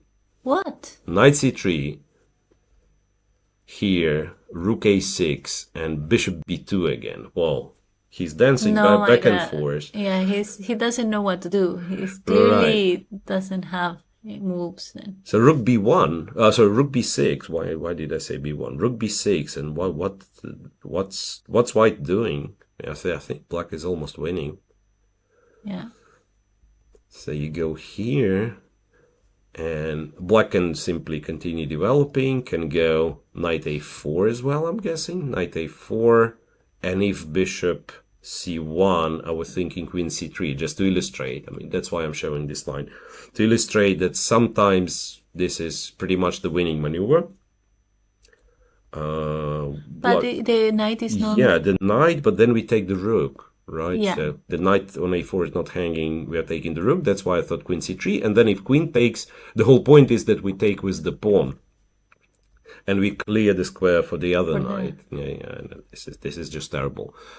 All right. So, what is she doing? I don't know. I don't know. Probably not game-related stuff. Yeah. Probably not game-related stuff. So that's one. The other one is, well, Andrei. I don't know if we have to seriously check Andrei's game. Honestly, looks like a bit of Fischer random. Fischer random? Oh. No, it's not. But like, look, the king is on c8. And the queen is on e8. Looks like it was played in Fischer random. How do you get this? So at some point black went queen e7, then long castle, then went queen e8. Queen e8. Okay. Because seriously, it looks funny. It looks like black was playing the modern or hippopotamus defense, as they call it, like when you put everything like knight on e7. So and then like so black was playing this, but also confused where the queen and the king has to be in the starting position. Yeah. But no, seriously. Okay, we can just say that white has to be like much better with that much space and everything. And okay, let her figure out what to do. I think again, like I'm a lazy person, so I would just go king b1 and press the clock and let my opponent figure out what he wants to do. Yeah. Improving. I don't know what else to improve. Sometimes it's also a problem when the position is too good. Yeah. No, if we are full serious, that probably white has to look for the ways to start an attack on this king, and in this regard, quite possibly knight b5 is the good move. But seriously, like all I'm saying that there are some positions where like everything is nice and there is one piece which is imperfect, and you immediately can say, okay, I want to play this. And here it's not easy to name, like the rook. G1 rook Yeah.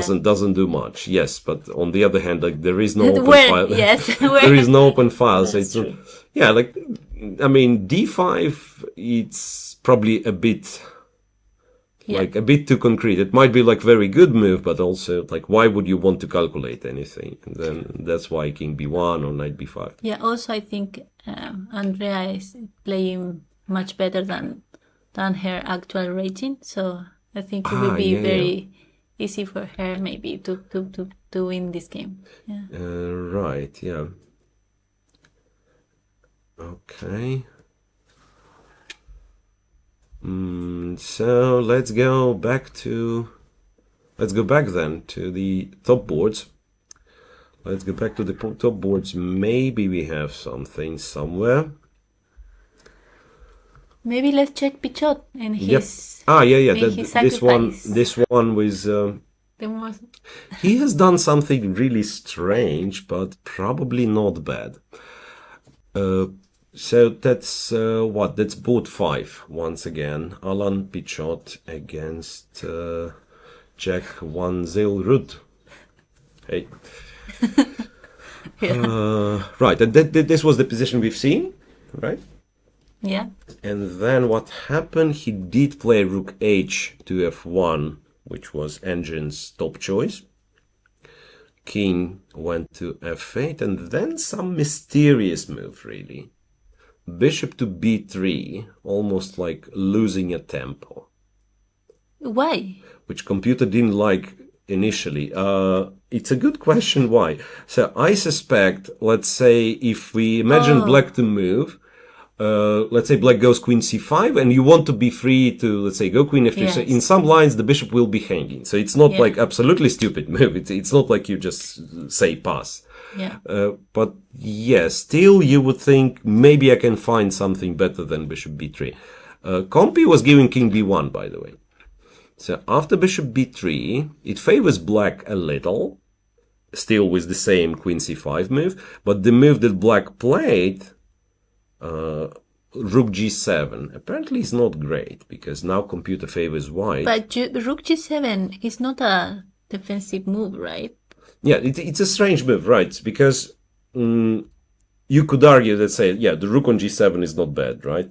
But at the same time, you're not threatening to take. No. And you're not, like, how to say, even if you could, why would you want to take? You're a piece up, so your kind of objective as black is just to develop this stuff, make sure you're not getting checkmate, you will win anyway. Yes. Right? I mean, if you develop all the pieces, you win anyway. So rook g7 takes g2, even if it happens, it doesn't really help you. No. What it does, it kind of helps your opponent somewhere because he will have f6 with the tempo.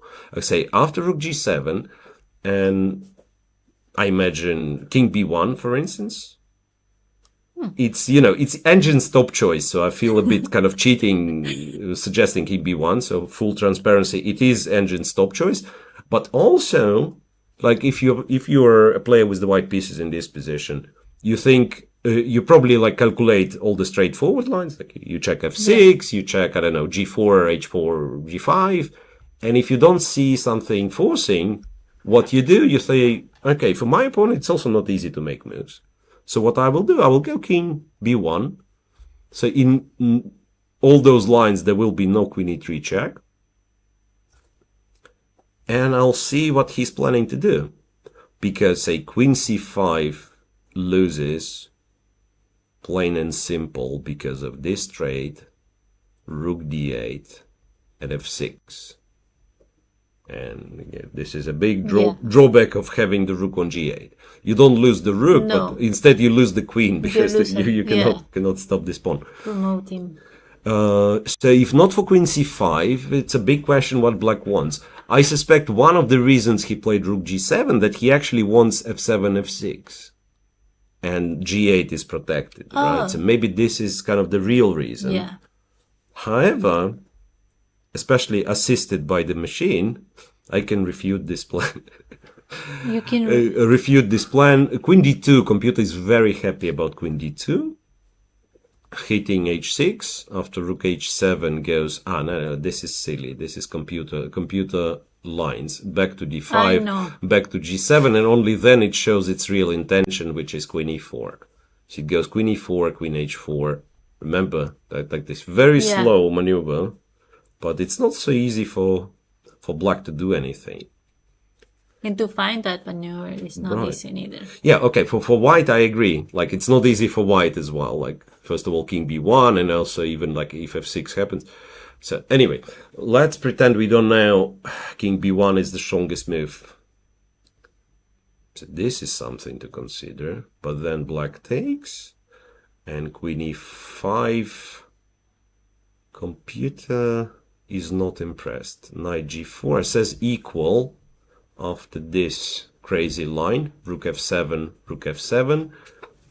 Check from h8, king e7, rook e1, knight e3. Probably cannot go anywhere. Knight e3. Then it takes on f7, king f7, and some check, check, check, and probably not even the Draw? perpetual. Yeah, I would expect, like, it was giving equal zeros, right? Evaluation. Yeah, but here Pichot would not want to draw. No, he will not want a draw, and also he's not forced to. Yeah. So once again, I forget that we have both the analysis board and a live board, and the evaluation bar that we have next to the live board has nothing to do with the variations I'm showing, right? And in this position, white is better if he finds the king b2, king b1 move, which he might, by the way. Yeah, because after king b1, black needs to think what to play and probably make any mistake. Look, yeah, it's not easy. I mean, it's not easy. Again, I'm not even sure what's the best. Yeah, f6 is the best move according to the machine. f6 is the best move. Or queen f6. Okay, we could check queen f6. Queen f6. White has a couple of strong moves. One of them is bishop a4. Interestingly, and again, you cannot move the knight because queen d8 and the same thing. Queen d8, trade, and go f6 in the end. So bishop a4. Black is like you can move that. Yeah, it says move the queen back to b6, which doesn't make sense. But there we just take back. Yeah, yes. We just take back, and we have with a better position. Yeah, we can take here, or even more precise would be to play f6 first. Yeah. f6 first, and then when the rook moves somewhere to like g, then g5, g6, just take this guy. And if he takes the f pawn? If he takes the f pawn, we just take and take b7. Because remember, back in the day we had a pawn for a piece, and now it's still there. So, I mean, we want the piece back, so that means white is a pawn up, and also, yeah, the king is still not ideal. So, well, at least for computer, this is winning for white. I would say in the practical game, you still need to work. It's not automatic. Like black goes rook e8, he has the passed pawn, so you still have to be careful. But at least knowing that your position is winning objectively is kind of helpful. And we are shown Jordan van Forest, I believe, on board 4. So let's check. Remember, it was a Sicilian with a lot of early simplifications. We've seen something like that first. The time we left, we've seen something like that. So Jordan ended up trading. I'm a bit surprised, to be honest. Ended up trading and going rook b8. A5, b takes a5. Rook a2, h5, and h5 is one of those moves that you need to play sooner or later, just to have a loop for the king. Rook takes, rook d8, rook takes the other one, rook d2, b3, and honestly, g6 comes at a bit of a surprise. I just realized what's the point, because I thought rook c8 was very strong, hitting the knight, and if the knight goes, we take back to c2, but rook c8 allows rook a8, and then trade, and then he comes back to a2. The black is still fine, I would guess, but But having 2 extra pawns. No, one pawn. One. Yeah, yes. but the pawns. It's probably not the pawn is the problem, but the fact that the B pawn will start running, and we don't have enough counterplay here. But the move he played, G6, isn't he worse once again? Can White play like Rook C5, for instance, to kind of make sure? It's not easy. Like, I do see what computers suggest, King F1, but this is not, this is not the most obvious move. Maybe it is, now that because King E1, I want to get rid of the rook on the second rank, yeah? And I was a bit scared of Knight G4, but then Knight E4, defending this also with a tempo, yeah. You're right, Knight E4, and White is better. So, that means that one of the ELO favorites, Van Forest, he's in a bit of trouble. Yeah. Okay, if we believe the computer at the very least. Once again, the trick that higher rated player can go for in the open tournament can offer a draw. No. Can offer a draw. Just okay, I understand my position is bad, but maybe my opponent will accept a draw. Yeah. But it's very unlikely to. I mean, anyone is very unlikely to do in round 1. Yeah. Yeah, round 1. Always there is some always surprises. Want to be to win. Yeah. Always want to win, and some players will lose. I have to say, like even from the very heavy favorites by rating, someone will overpush, someone will get too optimistic, and we will see some surprising results. I am sure of that. Let's go back to Luca Moroni. Okay. This fun position with the sacrifice, with exchange sacrifice. The 2 Italians. Yeah. So, after Queen H8, King B1 was played, and Black indeed replied with C5. So C5 and CD4 is one idea, and there is also C4. Probably C4 is kind of more desirable thing. Go C4 and then push all the pawns. And he's starting to get in to get in trouble. Time, yes.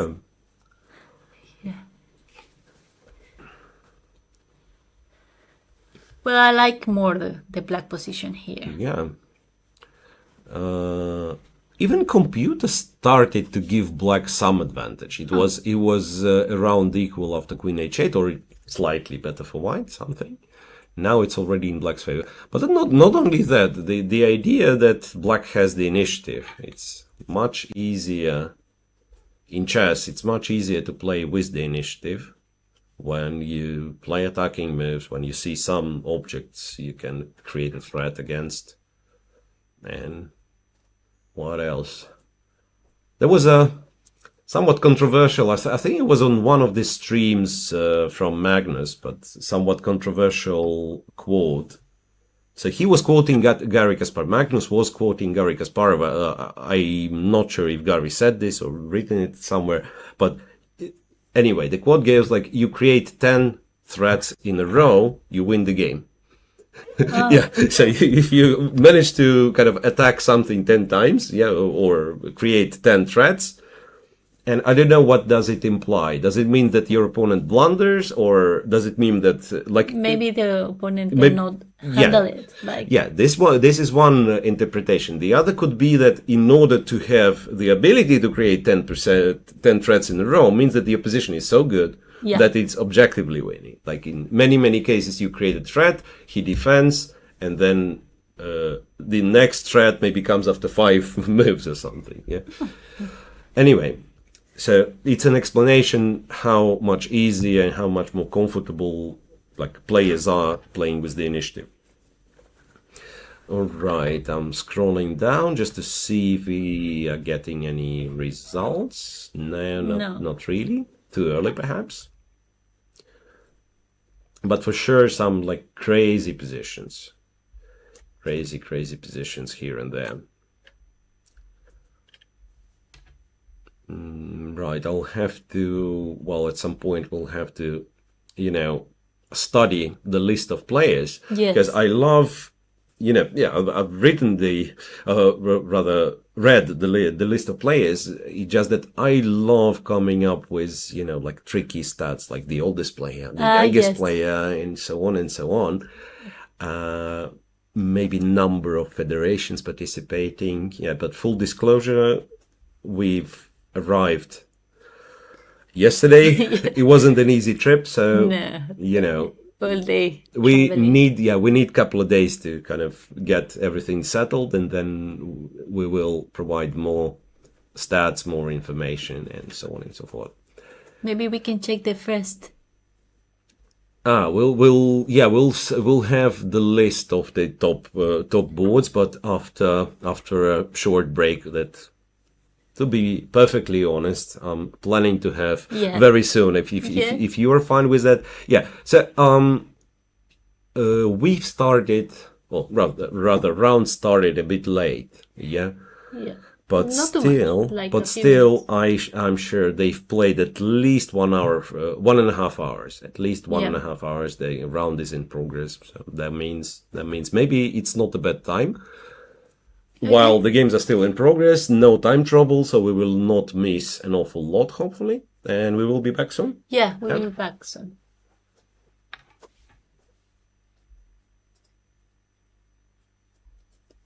Yeah. Okay. Just waiting for the break screen, and we can run away.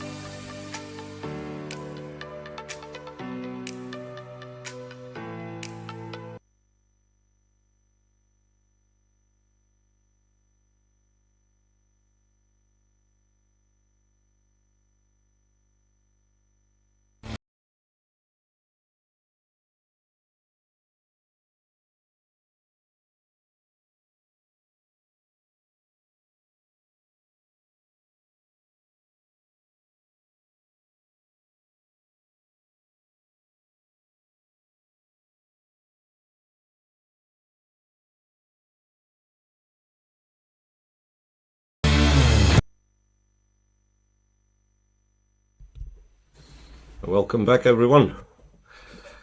So we are back to covering round 1 of Sardinia World Chess Open. And on our screen currently are streamers boards, right? We've, among other games, that we mostly concentrated on like top 10 boards, but also we try to take a look at the streamers boards every now and again. So quite a big playing hall, as you can see. Many Indian players too there. Yeah, so I play against him. Yeah. So you've played some players. Yes. Well, tell me. So you've played recently, right? Yeah. You've played the Open tournament in Menorca and Formentera. So I'm the only one who's not playing. Okay, fine. I came back. I was not longer playing, but I decided to start again. Yeah. Right. Maybe I will one day, but it's still too early. Feels like too early. I should remain inactive for quite some time. I'm not sure why do we have this one on the board. This is Lagarde, right? It was our board 6, if I'm not mistaken. Yeah. Think somewhere around this point we were having the conversation how this bishop is bad and white has like access to all the light squares. But interestingly, now we are on move 27, and what I was thinking that it's easier to play with black all of a sudden. Now that if you look at it, white is pushing his pawns on the king side, black is pushing his pawns on the queen side. But black has an object for an attack, which is the king. What white is trying to achieve is still remains to be seen. Okay, you probably want g5 at some point and open some lines and get the rooks there. But black's targets for the attack are more substantial, so to speak. Yeah, and if you guys just tune in and wondering what's happening with the light on our camera. Yeah, they are. We have, no budget. we just preferred, we preferred this way. Now, we looked very professional at the start of this broadcast, but now, since, just at Alexandra's right hand, there's a window and a lot of sunlight is coming and the camera adjusts and therefore we look the way we look. Yeah. But this will get fixed. Nah, okay, yeah. Have to check how we look now. Could go back to chess. Blah blah blah blah. Where is something? So for now, I have to say, so the only kind of top seed on first 10 boards who is really in trouble is Joran van Forest, because I was talking a lot about how black has compensation, but Alexandra was the one to correctly name the factor which is the most important. White is a pawn up. I'm sorry. Yeah. Like all your compensation doesn't matter. White is a pawn up. And I don't know what exactly has happened. Like in terms of like, could he really play it better? So g6 we've seen, and then why just wait for something very straightforward. Rook a8, exchanged one pair of rooks, went back to a2. And remember we were talking that knight g4 is not good because knight e4, and he fell for it. So he fell for it. Knight g4, knight e4, rook d4. Maybe he was thinking rook d4 is good, and there is rook a4. No, there is rook a4 even worse. Yeah, rook a4. He also wins another tempo because you can never trade. Can never trade. This pawn will run away very fast. You don't have rook d2. So Compi was giving some line like rook d1, king g2, f5, I think. Yeah, point being that if you move the knight, probably black still goes rook d2, and this is like a serious counterplay. But it turns out you play h3 this very moment. You play h3, and then if you take, white takes, this should be completely winning because all the black pawns are like really, the pawn structure is damaged. And if you move the knight, this is the moment when I can go knight g5, and again, white is so much better. And correct me, the knight's endgame is the same as king's endgame? Yeah, so that's what they say, yeah, which is think it's again quote from it's a quote from Botvinnik or someone like really the big brain of 1950s 60s, right? And obviously it's a bit of a stretch, right? So there will be exceptions. You can always find exceptions in chess. That's why this game is so so complex. But yeah, very much if you wonder, let's say, how to access some positions, you calculate the long line, and at the end you have like a knight endgame with side passed pawn. Yeah. And you ask yourself, okay, with only the kings it would be winning, so probably it's winning. Like, so I would not say exactly the same, but probably. Okay. Right. So it's not a principle. Then. Well, it kind of the tool to help you to access some positions, but it will not always like equal. Let's say 3 versus 2 pawns on one flank, like FGH against GH. It's winning with the kings only, and it's a draw with knights and kings. Yes, so there will be some exceptions. Okay. But yeah, if we were referring to this specific one, if black would have captured, then white is winning, and I strongly suspect if the c pawn is not there, white is still winning, simply because the a pawn is so powerful. So it will divert this knight a lot. So this a6, let's say, and yeah, I'm almost sure you don't need the c pawn to win. I mean, it's easier with c pawn, of course, but you probably don't need the c pawn to win, because you bring the king in the center, somewhere to like e3. Black's gonna go with the king after the a pawn to go all the way to b6, and then you collect all these dudes on the king side. Yeah, so that's roughly the plan, how you win these endgames. All right, so when Forrest played rook to d7, keeping the rook on the board, and white, still some accuracy is needed, but probably you go something like, h3 was just played, h3, knight to e5, and then king f1, e2, and then you start moving the pawn slowly. So Jordan, he's in trouble. Yeah, he played king g2 now. White played king g2. Yes. Also makes sense. Well, that's interesting how we are getting the move on the camera faster than we get it on the digital board. Because it's in real life. Yeah. Okay, so there is that. But other than Van Forest being in trouble, this endgame is not really exciting. So I suggest we switch and... Pichot again. Right. He found 2 consecutive, well, there's not a lot of stuff happened, but he found 2 computer moves. King b1, queen f6, and bishop a4. The one that we were looking at. And his opponent just played knight, what? No, the knight b6 was my silly analysis. I still have it, Knight b6 is exactly what you don't do, because this is winning, right? This is what we looked at it, and then f6 check just wins the game for white. So bishop a4 and white wins the knight back. Black cannot really do anything. Yeah, but both players has already 30 minutes. Yep, so still not a big time trouble. It's move 21, and also the position will clarify a lot, right? So let's say somewhere here, when he's a piece down and everything is so complex, you need maybe 10 minutes on each move to figure out, right? Once you get the piece back and you get some endgame with an extra pawn, you can do a lot of moves quickly. Yeah. So Pichot is very likely to win. On what else? Board 3, this King's Indian turned to be not very exciting. So board 3, Shevchenko against Perosa. Like slowish positional play. I believe white should be somewhat better, but not by a huge margin.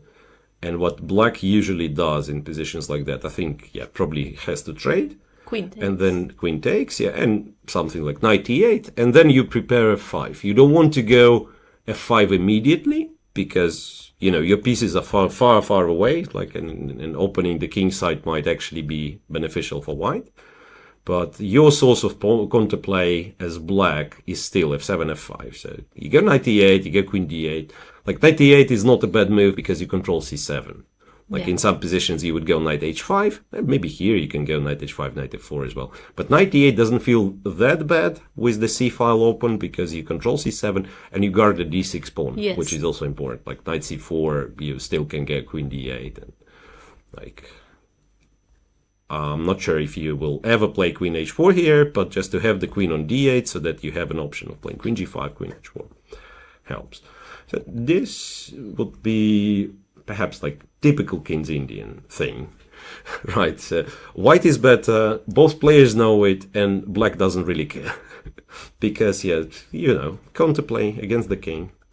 One cannot ask for much more than that. What's really exciting is the position on board 2, the original French defense that we had in Sugirov's game. So e5, remember, I think last time we've seen it was after move 8, white played e5. Yeah. So black went knight g6, and here computer recommends h4 immediately, h4, h5, which is a very typical thing to do, like to disturb the knight. Whenever you see the knight on g6, like going h4, h5 is very attractive, but it is a pawn sacrifice. So black theoretically can take on h4. I suspect it's just not good. But not obvious, to be honest, because I thought of knight f4 immediately, knight f4, queen g4. But this is not ideal, of course. You allow another pawn. You allow bishop d4. Yeah, that's too much. So computer suggests you sacrifice the pawn. If black takes, now you play knight a4, and you pretend nothing happens. Like if knight goes back to g6, you just get knight g3, you're playing this position pawn down, but you've opened the file for your rook, right? So the h file is now very useful for white. Okay, okie dokie. So here, yeah, white has done it the other way around. So went knight a4 first. Black continued with f6, knight g3, pawn takes. Now white exchanges on b6, goes d5, castles h4, but this allows black to take on e5. And what's interesting, he has captured with this knight, which computer is not. So computer was suggesting this move, interestingly, knight to e5, and h5 is not good. I mean, h5 looks like it wins the piece, right? You move the knight, I take the other knight, but it's not good because of an intermediate queen f6 with a checkmate in one threat. And if queen d4, I was thinking like maybe queen d4 is the move. No, queen d4 runs into c5, and black is just crushing. Takes. If you take with the queen, let's see. Knight f3 trick. Knight f3, pawn takes, queen takes b2. Yeah. So all those moves with the tempo, right? So white had no chance of capturing this knight on g6, even though it was hanging. So in the game, black captured with the other knight, and there is no move since. But I suspect b5 we will see something very similar. b5, queen to f6, and so on. Yeah. Queen to f6, attacking f2, and black is better immediately. Maybe instead of going b5, he would develop the bishop first. Yeah, just go bishop e2, and I think this is something that computer recommends doing, like bishop e2. No, still queen f6. Wait a second. Because the pawn is hanging, right? Yeah, queen f6 still attacking this, and also this knight f3 and take the bishop trick. Yeah. So what computer is doing, in fact, is knight h5. Okay, knight h5 stopping this business with queen f6.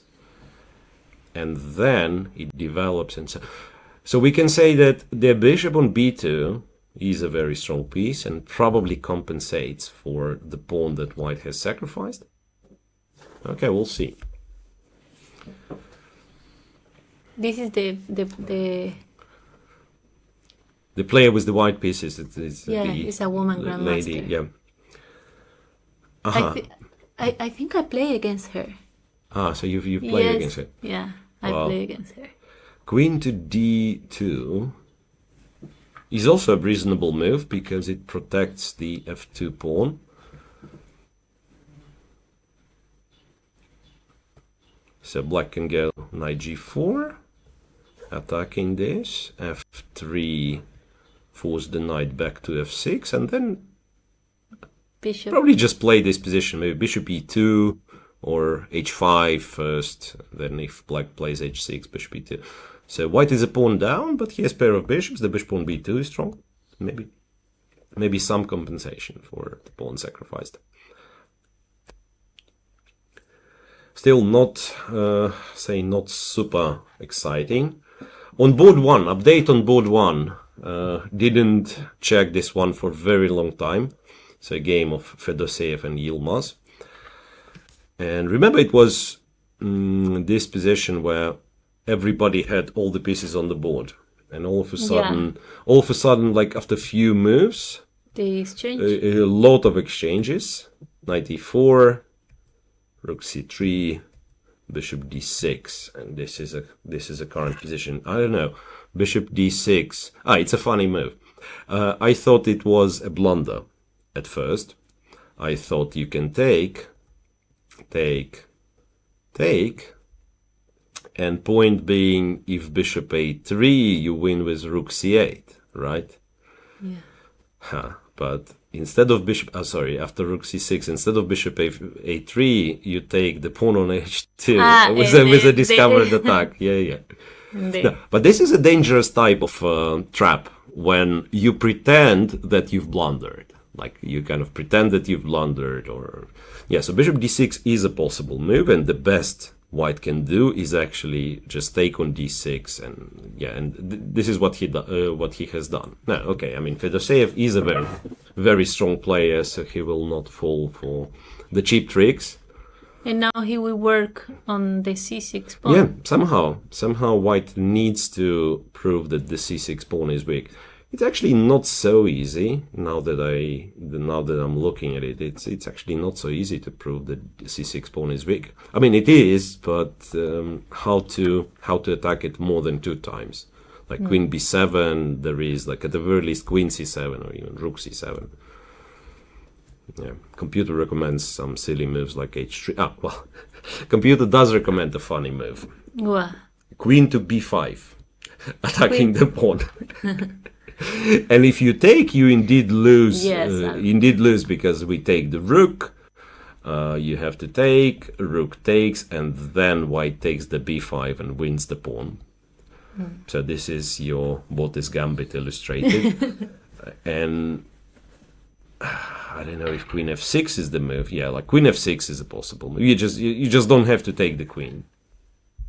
But anyway, queen b5 is a funny move to make.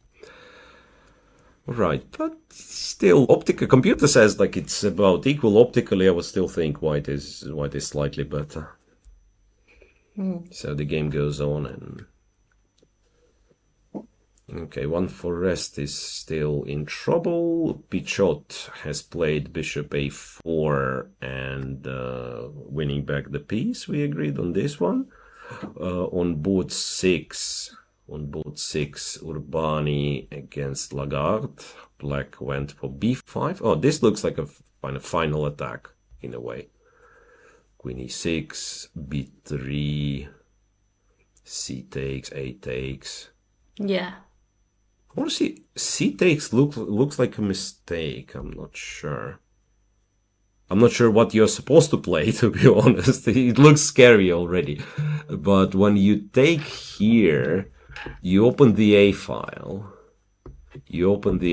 So A3 is normally what you do. Like you exchange on B3, you go A3 and you say there is no attack here. I can. Yeah, we will sacrifice for sure, right? Yeah. I'm not sure if immediately. Okay, with computer help, I can tell you that this is winning, according to the machine. You go here and then the next move, doesn't matter what white does, you sacrifice.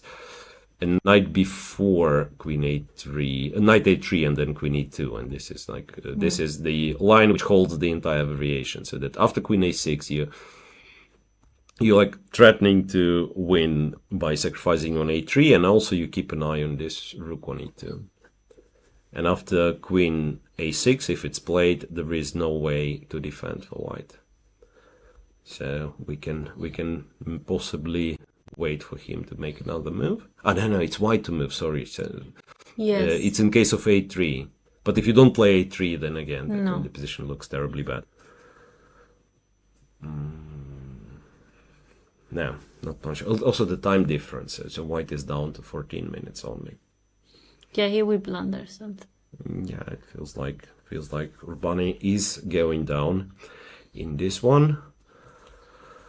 What else? We were looking, remember, at this game of Darda, Daniel Darda with black. This weird-looking Sveshnikov line with bishop h6 and white playing bishop d3. This is where we are at now. And what's going on? Black is up a pawn. I don't know where he managed to take the pawn. And also, like, having this kind of setup is like potentially, if black, especially if black gets like the knight on e5, potentially black can develop a very strong attack. Like this bishop on c4 is very silly. The bishop on c4, like, how do you use it? Like, okay, maybe you take the a pawn.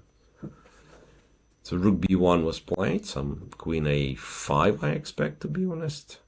Queen a5 is bad, you see. I mean, whenever you start analyzing with the computer, it's actually terrible.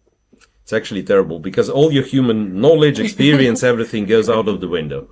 You just have to blindly follow the computer moves. Let's see what he's going to play. Computer's move is queen to c5. And the reason for that is that if white trades, rook takes, white takes on a6. Knight takes. Now, yeah, like, not even knight. Knight takes is one of the moves. Like, rook a5 is also kind of strong. But knight d5, yeah, knight d5, targeting e3. No, this is terribly bad. Oof. But yeah, he's thinking, and he can go wrong, because if, let's say, black were to play queen a5 as I was trying to do, then after bishop f1, it's already equal, and you cannot take d5 because of a check, right? Like takes, queen d5 or knight d5, it's same, it's check on c8. Yeah, check on c8, deflecting the knight, and also the queen is the queen is still there, so you cannot go king g7. Like if you trade first, black would have king g7. Yeah, rook c8 wins. And now you know what's funny. I wasn't sure why would you play bishop f1 and not, let's say, bishop e2. But if you go bishop e2 in the same line, it seems that no, there's no. Then it's queen a2 and you attack this. Okay, never mind. Anyway, bishop f1. The game would kind of restart with... and he did play queen... No. He's still thinking. He's still thinking. Darda. Okay. Yeah. What else? But his opponent is just a kid. He's playing with a little boy. Yes. How old is the little boy? Can you check? Yes, let me tell you. It's what? It's boot. He's from Turkey. He's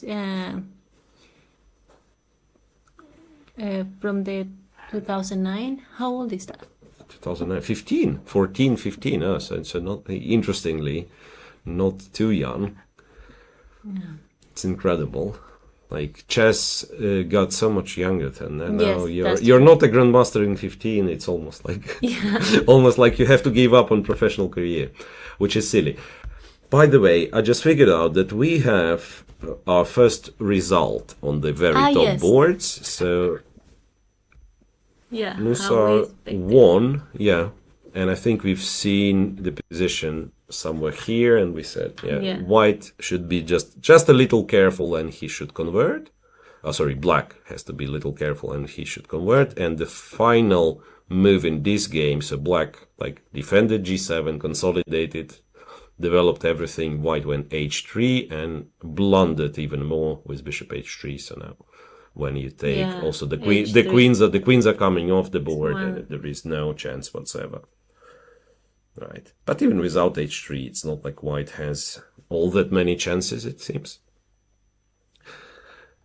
But yeah, this is what will happen in most of the games in round one. I mean, till certain moment you can compete with this like stronger players, grandmasters, but then they are just like a little bit better at every move, and it adds up, right? So it's not necessarily that you make a terrible mistake and lose immediately. It's just, yeah, they are playing, the average quality of a move is a little bit better.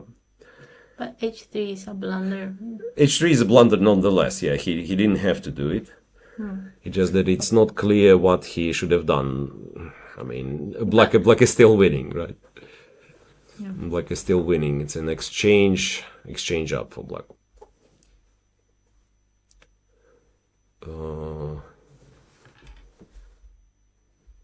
Luca Moroni is still playing. Oh. Can I go back to this game? Luca Moroni with Konstantin Andreev. The exchange sacrifice and then c5, this position that we've already discussed. Yeah. Because what I like is what they've gotten on the board. I'm not sure if white was doing stuff correctly, but okay, rook g8, queen g3, knight d5. Such a beautiful structure, pawn structure in the center.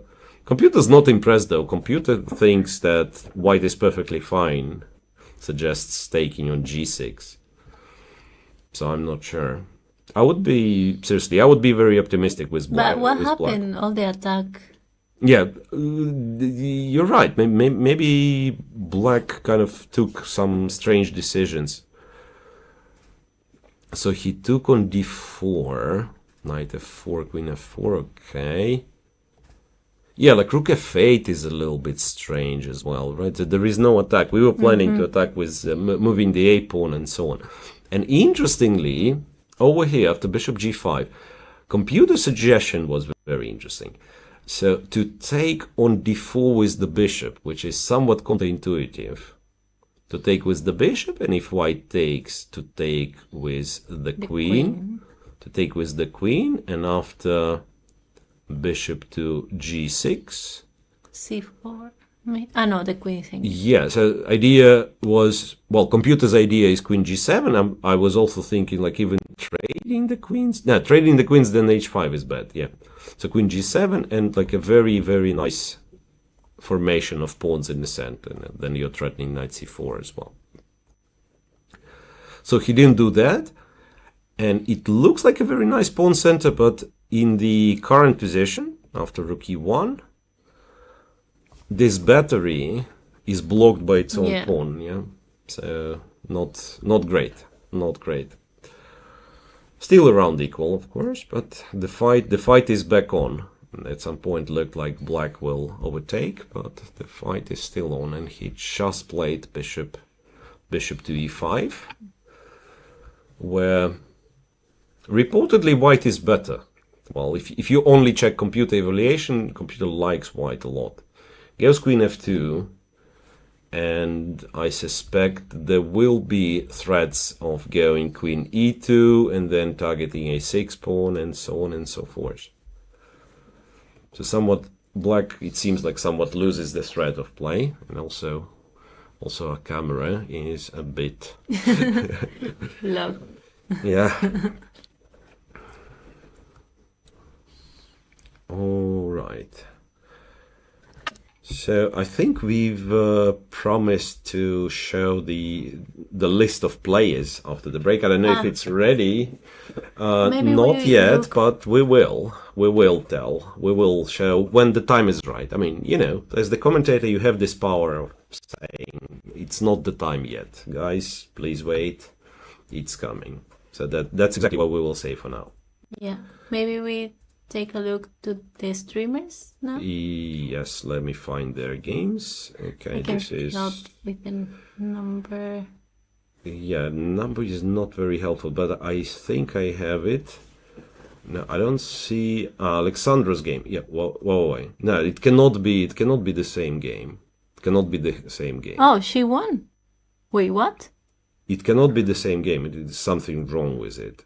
Remember, we've seen some absolutely French. different position. Yeah, like the King's. Yeah, something like Indian. King's Indian. Yeah, so Yeah. that's a lot of. Okay. This is the real game. Okay. I guess.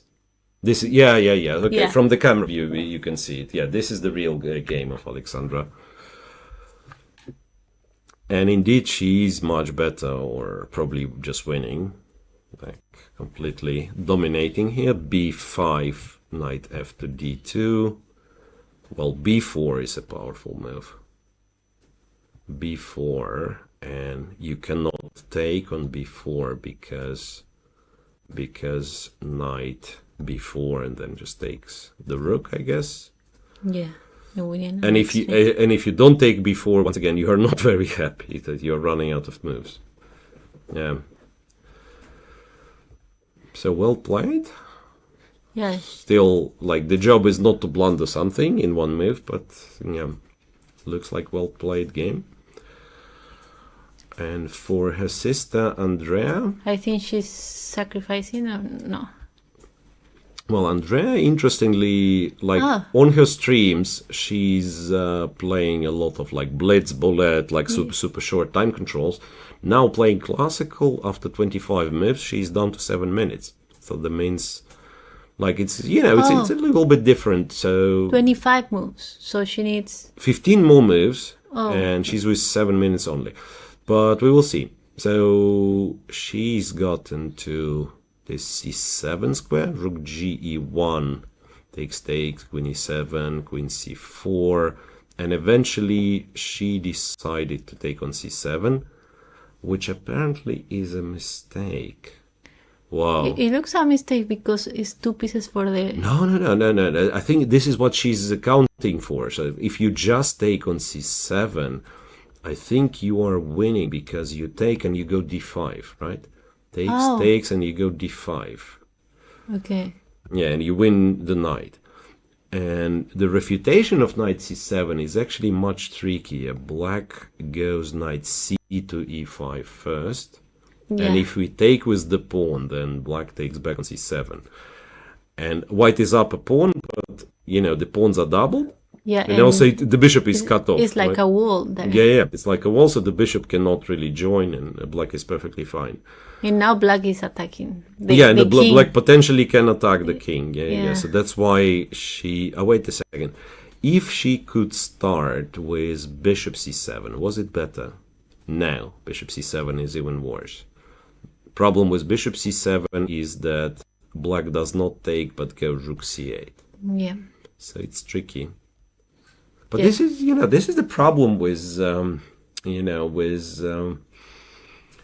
game of chess in general. You never know, like, when the position is good enough for you to go for decisive, or what you think is decisive combination. So before this knight takes c7, well, computer, in fact, again, like if we use computer, says just keep the position as is. You're almost winning. Go bishop h2. This is what computer suggests, which is not the first move you look at. No. Because you want to... Yeah, you want to make progress, right? Yes. You want to make progress. I'm thinking, could she play something like e5? Okay, I drop half of the advantage. Okay? Yeah, not full advantage, but at least half of the advantage. The bishop is... Yeah, well, the bishop is not ideal, but also, like, black bishop is not ideal. And I was having some ideas about d5 later on, but no. Knight b4 and black is relatively fine. Anyway, after knight c7, we will see what her opponent's gonna do. Because if he'll take... Well, he has 42 minutes. 42 minutes, yeah. On the other hand, I think he will think. Yeah, he can think for quite a while. Yeah, I agree. Whoa. We have... I don't know whose game that is, but, just to show that not all of them... Oh, wow. Not all of the games are, so tense. I mean, some people already won being 2 queens up. That's checkmate. Yeah, it is. They play until the checkmate. Some people play until the checkmate, and with two queens on the board also. It looks like Italian names. Yeah, so I believe that's one of the last boards must be. Right, so okay. So what we can say that Alexandra, from the streamers, Alexandra is close to have a winning position. For Andrea, she was winning. And now after knight c7, it's all up to her opponent to find knight c5, after which the game is back on. If he doesn't find, then probably White's winning nonetheless. But after all this analysis, they still be equal, right? After what? Knight c5? No, take.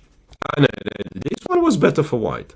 Yeah. This one is better for White. Like if Black takes, which is the most tempting move, then you take, go d5. Yeah, but knight e5 is difficult to find then. Could be. Yeah, could be. Not an easy move to find. Maybe there are other moves, like what happens if you play pawn to e5? Then you resign because... No, not resign, but White is better. Yeah. White has knight d5 with the tempo attacking the queen, and then we'll move the bishop. A game of chess is hard, what can I say? Like, it's very easy to miss a move and change the evaluation entirely.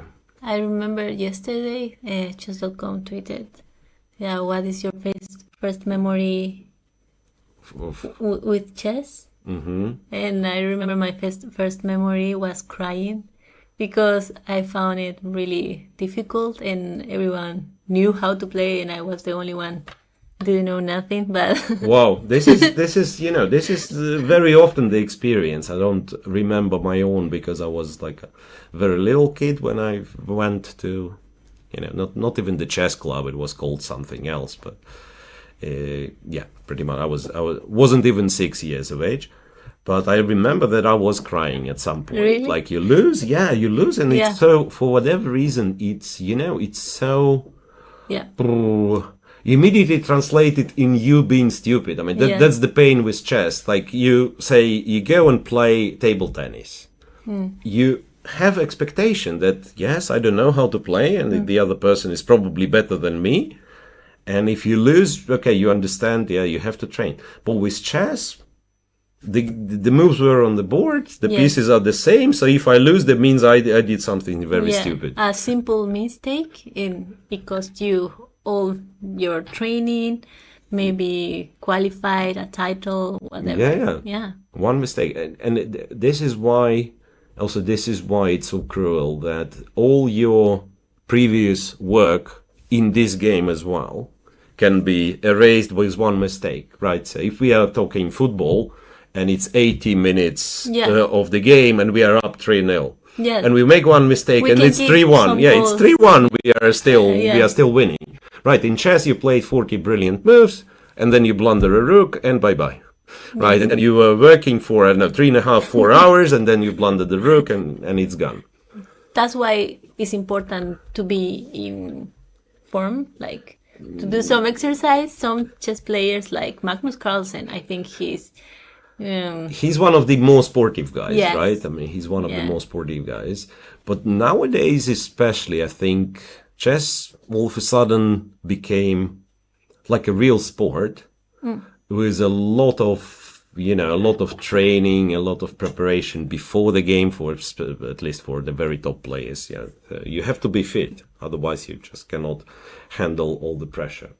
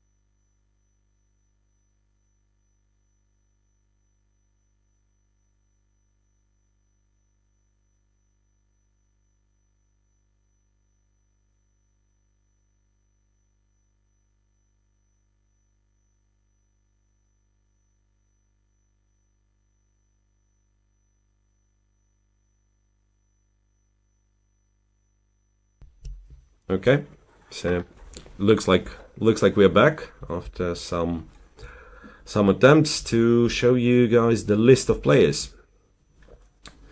And I'm searching currently for something to show, and this is like, yeah, it's a lot of very exciting positions on lower boards, but perhaps once again I have to get back to Grandmasters on the very top. If there, maybe we can check the 14th board. There is another Italian Grandmaster.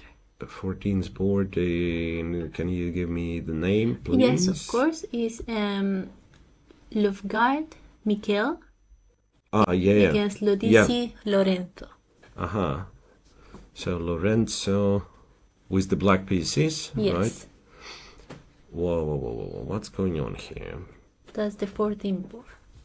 Yeah. Okay, something happened, rook c1, blah, blah, blah. What do we think about this? I don't know, really. Like, the obvious factors of, I don't know, black having two bishops and so on do not really apply here, right? Because the center is close. The center is closed. The bishop was specifically on b7 is not doing all that much. Maybe something that I want to mention, that if white would have his knight, let's say on c3, somewhere better placed, one of the ideas would be not to move this rook. Oh. Like, okay, let me play, it's a made-up move. It's not a good move here, but just to illustrate, let's say takes, and then black loses the tempo, and I go I go knight c3, and black loses the tempo again. So we pretend that something like this happens. So if I can play knight d5, and I'm so happy, so the pawn is very strong, the knight is very strong on d5, and okay, in this particular made-up line, white is already winning. Of course, black would not be forced to take the exchange. Let's say after knight e2, okay, let me do this. Let me lose a tempo like that. And after knight c3, if this is bad, black doesn't have to do it. He's not forced to take on c6, right? Yes. So here, however, it feels like white will have to move, and the whole question would be, do you go to b6 or you go back?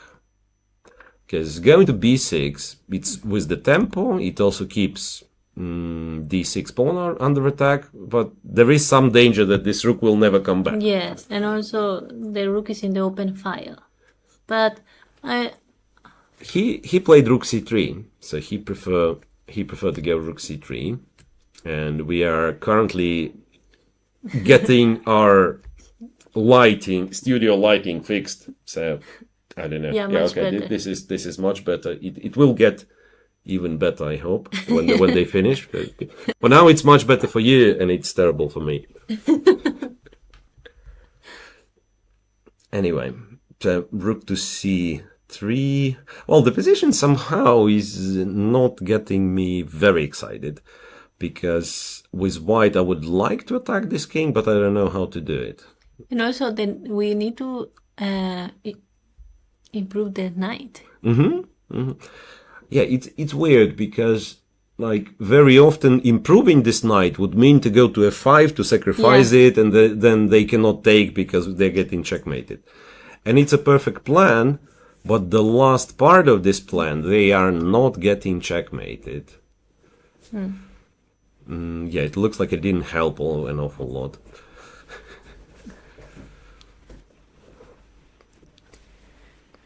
Okay. So after rook c3, you know what? There could be this funny line. Let's say, let me invent some stupid move for black. And stupid move, I mean like A5. Skipping the move. Yeah. A5, yeah. F4. There is knight f5. F5. Knight f5. It doesn't win, I guess. What I was thinking, it probably gives a perpetual check. Here you go. Wait, Queen g3. Oh. Takes. What are you doing?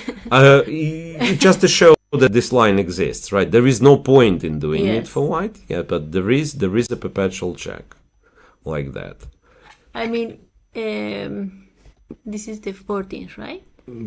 I guess Yeah, so. white is 2200. So he could be very happy with this Yes. draw. Yeah, could be very happy with this draw. Well, computer's consideration is to go rook c8 though to trade the pair of rooks.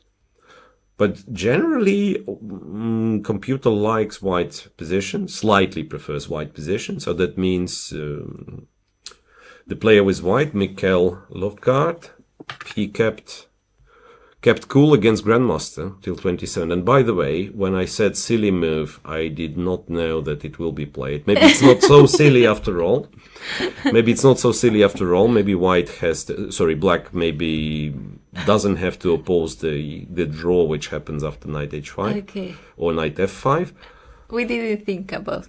Yeah, we didn't think if white has more than a draw. Yeah. Because well, computer all of a sudden says a3, white is better. So maybe the whole thing starting with a5 is. But I love it. Yeah, the line. Yeah, it's difficult to do that. Knight f5, no, it's not all too difficult because knight f5 itself is a very typical move. So like to see the whole line immediately, maybe it is difficult. But like knight f5 is so typical that you probably check. Well, he didn't play knight f5. Well, the reason you don't play knight f5 could be that there is not a lot of threat, right? If black doesn't take, if black goes bishop f6, maybe you can't really do much. Yeah. So I like the move which was played in the game, queen c1, so he controls the c file here. Rook c8, and then say go a3 now. This is what computer said. Yeah, maybe there is nothing forced, Maybe there is like nothing forced for white. Just white is just slightly better, and the game goes on. By the way, so almost perfect. Yeah, not really, but the studio is getting better after all. Always the first rounds. Always the first round, yeah. And we are also not like doing the best of job. Oh, but well, we are trying our best. Absolutely, exactly. Absolutely. So. Well, tracking, checking. Well, we are still here. So Rook c8, queen c8. Yes, I'm thinking if you trade, you probably cannot really lose with white. So one of the attractive things for white in this position is that, and computer still prefer queen d2 and says white is. Wait a second. We attack this guy, and also we quite possibly want to play bishop g5. So black's only problem is the bishop on b7, which currently doesn't do much, because you would say, okay, let's take on g3, double the pawns, but and it's that helps a lot. Yeah. That's like because now we get the queen on f6, white and it's out. a checkmate. Yeah, absolutely. No, this will not happen. It's just like to illustrate how can one go wrong very quickly. And I'm checking like some really exciting positions on the top board. Maxim Chigayev, by the way, the guy that we did not mention yet. I think it's board 9, if I'm not mistaken. So Maxim Chigayev from Spain. Back in the day was playing for Russia, but now represents Spain for I think for a couple of years. Whoa. And here we have an interesting development. Like, I will not go back kind of showing all the game, but 26 moves. Recently, what happened recently. So white starts an attack on the king, goes g5. Black goes queen a7, rook g3, bishop e3, and white takes with the queen. So you would think, let's keep the queens on the board because we are attacking. But after rook e3, I think the biggest problem is bishop to g4. And regrettably, you have to take it. Why? Because the checkmate square on d1. Yes, after queen e1, rook d1 already wins, but queen e3 is even stronger, right? Queen e3 and rook d1 checkmate. So bishop g4 would give black the advantage. Okay, it's not a winning advantage. All of a sudden, it's only like a slight plus because white has some queen e6. But why would you allow this? So queen e3, and now, like if black exchanges, it's opposite colored bishops, but with the rooks, I think it could still be better for white, because this pawn is quite weak, right? White's gonna go bishop c3, and black will have to defend the pawn, so that's a little bit passive, and then white takes the file. So imagine if I'm playing this game with white, I would still be somewhat optimistic. So I would not think, okay, this is like a dead draw and I have no chance. I would still be a bit optimistic. Yeah, also being a grandmaster.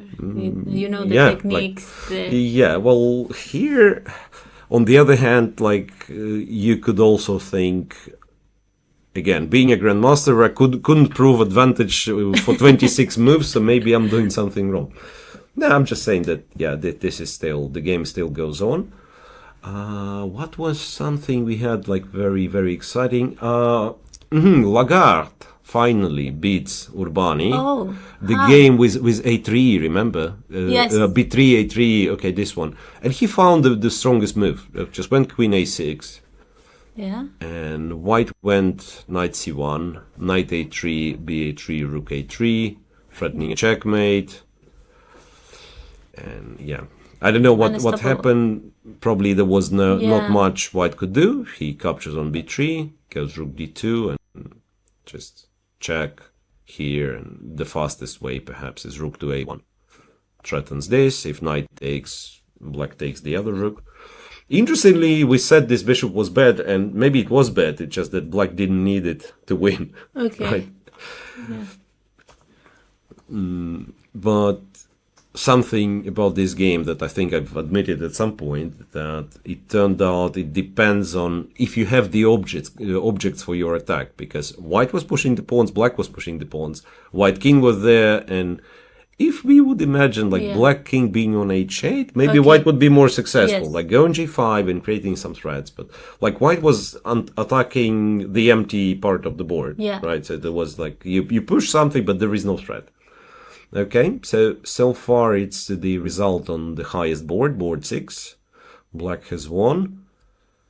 Then again, one forest, we mentioned he's in trouble, I think. Yeah, and in one forest game they're playing very fast. I don't know what happens to Jordan. He's almost lost, and he's playing so fast, like not looking for the resources. I don't know. Yeah, so white does everything correct. Rook b6. King f4, c5. Now he wants to win the... Yeah, he wants to win the knight, but the trick is that white actually can play c6. And if you go f5, white just goes c7, right? Yeah. White just goes... No, wait a second. Wait a second. That's beautiful. I thought it was c7, and then you run away. Rook e4, but you do not run away. If you go here, it's knight to e1, and there is no way to stop knight f3. Honestly, I was blind. I thought you just go knight f3, king f3, and you win. But because I was only looking at knight d4, knight e1 is a beautiful checkmate. Oh. However, c6 is winning. It's very hard to find, because c6 f5, you do not play c7.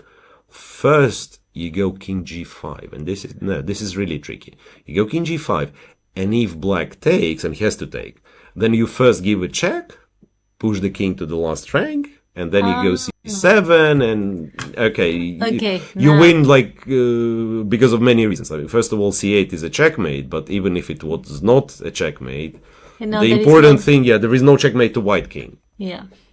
So now the only question is how easy it is for white to find the line, and also kind of to believe that, okay, I'm beating a grandmaster, because this is also some kind of dangerous or rather hard thing to overcome when you are a lower rated player, to believe that I'm actually winning, right? Yes, because that's true. Because very often you think, okay, he has some trick. I'm scared. I will not do this. Yes, it's true. He knows what he's doing. Yeah, I've been in this situation myself. Yes. So you look at the variation, you think, okay, it looks so good. No, probably I'm wrong. Probably it cannot be this good, right? Yeah. And sometimes you would just like not go for something which was very Yes. promising for you, simply not believing yourself. So that's one of the perhaps most important things. So don't be ignorant, don't ignore what your opponent is doing, but also don't trust them blindly. Yeah. Like Yeah, if you- that's why I drew a game against an international master, and I was completely Completely winning, winning. and he offered me a draw, and I was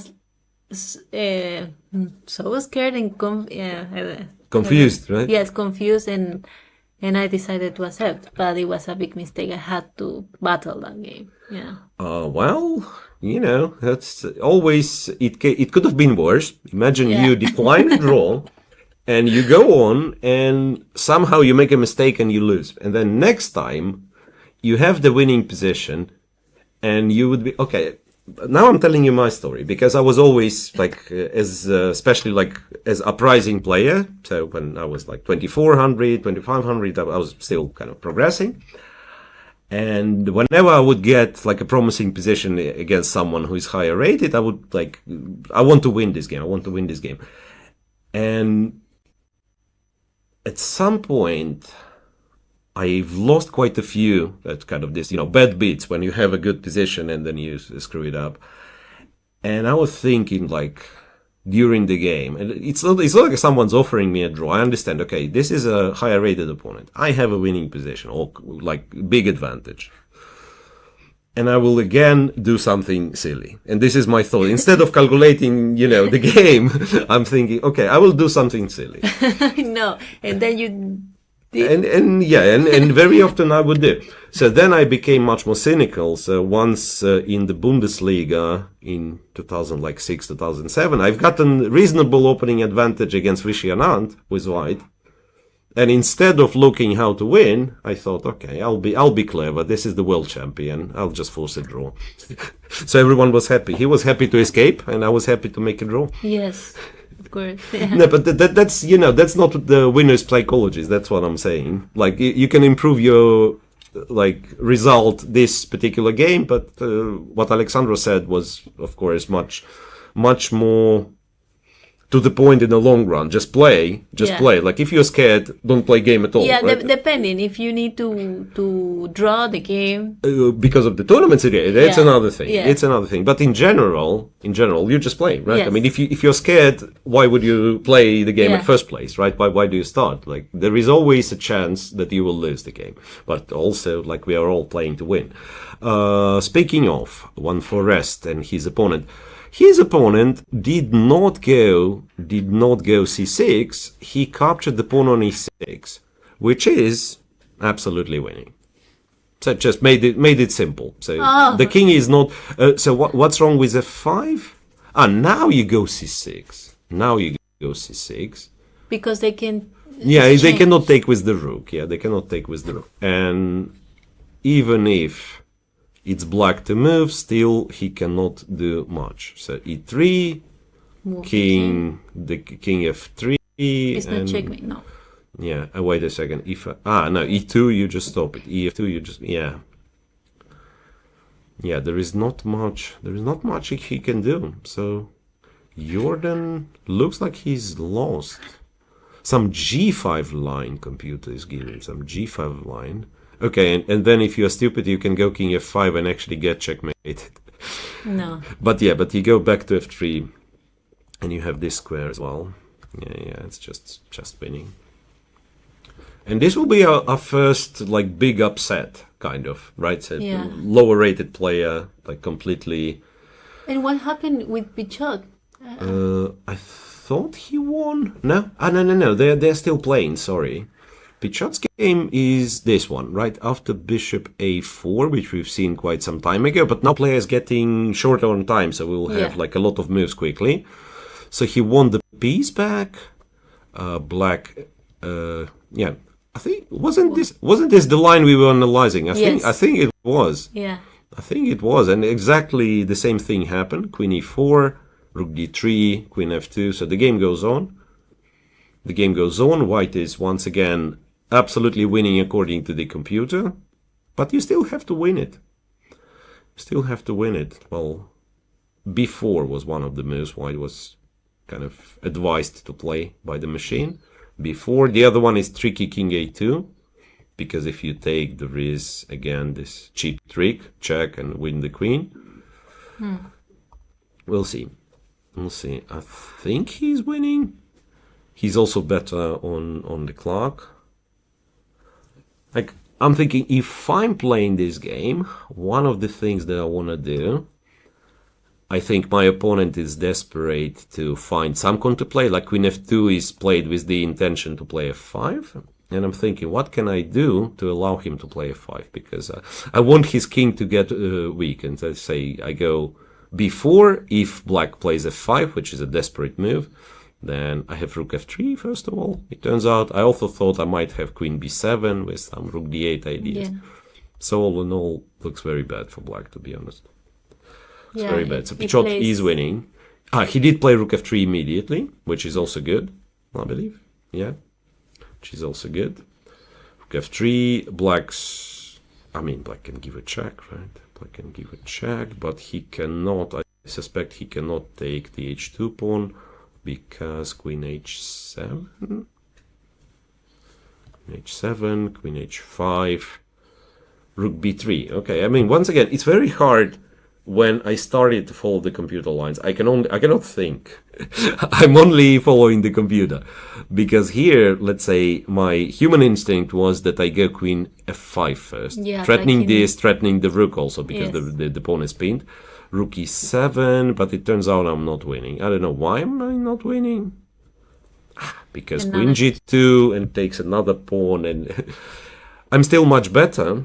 According to the machine, rook c3 and this threat, this threat. But it takes with check first. It's not. Yeah. It's after queen g2, you can take with the check as well. Yeah, check. Well, queen g7 though, and it starts to be unclear. Anyway, we are about to find out, because black did go for check and take on h2. So now again, if you use the computer, life is very simple. You go queen h7 and you win, and it's +4, and yeah, you can look at your opponent and ask, like, why you're not resigning. If you're playing over the board, all of a sudden the material is equal, and you might start to panic. Okay, my opponent just took the pawn, so now we have equal material. And you start calculating, and you don't see how exactly you win. Yeah. And it's once again, very easy. I think one of the most painful games. I ended up losing, but it wasn't, it wasn't because of that. At some point I was winning, and I kept looking at the lines and not seeing the win, while like, I knew I would come back to the room, I'll switch the computer on, it will show some ridiculous numbers. But sometimes it's complicated. Anyway, I still think he's going to win. And 1-4 rest just played the g5. We witnessed this one on board 4. I think this game might be over quite soon. He played g5, check. G5. Yeah, so white has 2 legal moves, and king f5 blunders a move in 2, a mate in 2, so king f1. No. He didn't go king f5. No, he played that. You said king f5. No, he didn't. He went, I'm sorry. He went king f3, and right, okay, he's winning. Right. What else do we have? Well, Fedoshev, by the way, on board 1, cannot really make any progress against his opponent. It's very, very hard for him. On board 2, this French defense that we were looking at in Sugirov's game. Whoa. Something really happened here. It's crazy. Remember, this game, it was so slow. Yeah. So, like, we had some middle games in other games, and here it was like 8 moves played. But then they've got short on time, and they've played a lot of moves quickly, and I believe some moves deserve to be criticized, and particularly the castle long. Well, computer is still happy about castle long. Anyway, the way it developed. Really? Player with white went like totally outplayed. I think rook e8, c3, and c3 is a move computer doesn't like, and c4, and now this bishop on b2 is like a big pawn, right? Yeah, and also it's not doing much. The knight there is scary. Yeah, like the knight on b3 it's it's not threatening for now, but you kind of feel it's there. Yeah. There's going to be something. There's going to be something. It's like, And moreover, black, as it turns out, he probably wins immediately with d4. d4, bishop b3, bishop b3. If you try to take it, it's ed4, rook e8, rook e8, and then the queen's attacked, c3 is happening. So it looks like black is on, Sugirov's on a way to victory, very likely. and the board 3. Board 3, they're playing some moves. Yeah. Yeah, Let me check moves. board 3. Well, it's actually fairly simplified, but Shevchenko, well, it's material equal. Shevchenko's opponent is down to 1 minute only, and computer shows that white is completely winning for whatever reason. I'm not sure. Okay, let me update. So exchanged here, and then computer's move was wait, maybe Shevchenko missed a chance. There was bishop b5 stopping knight e8, and then next move knight c4, and we collect all the pawns, all the goodies. King f2 was played instead, which is more relaxed move, just bringing the king to the center, but probably still winning. And what's crazy is how low on time Shevchenko's opponent is, Niklesh, down to like 30 seconds. Incredible. So this is likely the win for the top seed, for the higher seed players. What's that? He did play something, I just didn't realize what. a4, did he play a4? I think he did, yeah, he played a4, but that means bishop b5 just picks the pawn, I guess. Plays knight. Knight c4. Knight c4, same. Attacking d6, you cannot give d6. And if knight this, b6. knight b6, yes, knight b6. It's even stronger because, look, knight b6, you have to put the bishop on b7, where it's terribly placed. So we can take, then go back, and the bishop will have 0 moves. Yeah. So this is indeed like winning big time.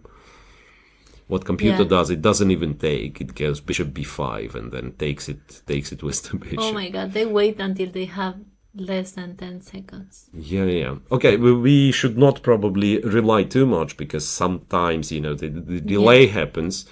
But reality is like black is desperately low on time. Yeah. Desperately low on time. And it's only move 26 or 27, something, 26. Yeah. So black played bishop to d7, which means, okay, I mean, he is a bit tricky. So knight d6, there is bishop f8, where white is still winning, but at least black creates some sort of a threat, right, to this a3 pawn. And white wins by going bishop c5, and then, well, self-pinning seems a bit scary, but he has knight b7. Right? Yeah, if you take, or if I take, that's bad. Bishop c5 and take the knight. But there is knight b7, and you protect, you exchange, you go knight c5. That's it. So here the Grandmaster wins. On board 4, Grandmaster loses. Van Forest, something went terribly wrong. I want to know Van Forest. What happened, yeah? Yes. I mean, I'm afraid to ask him for an interview after such a loss will not be that great of an idea, right?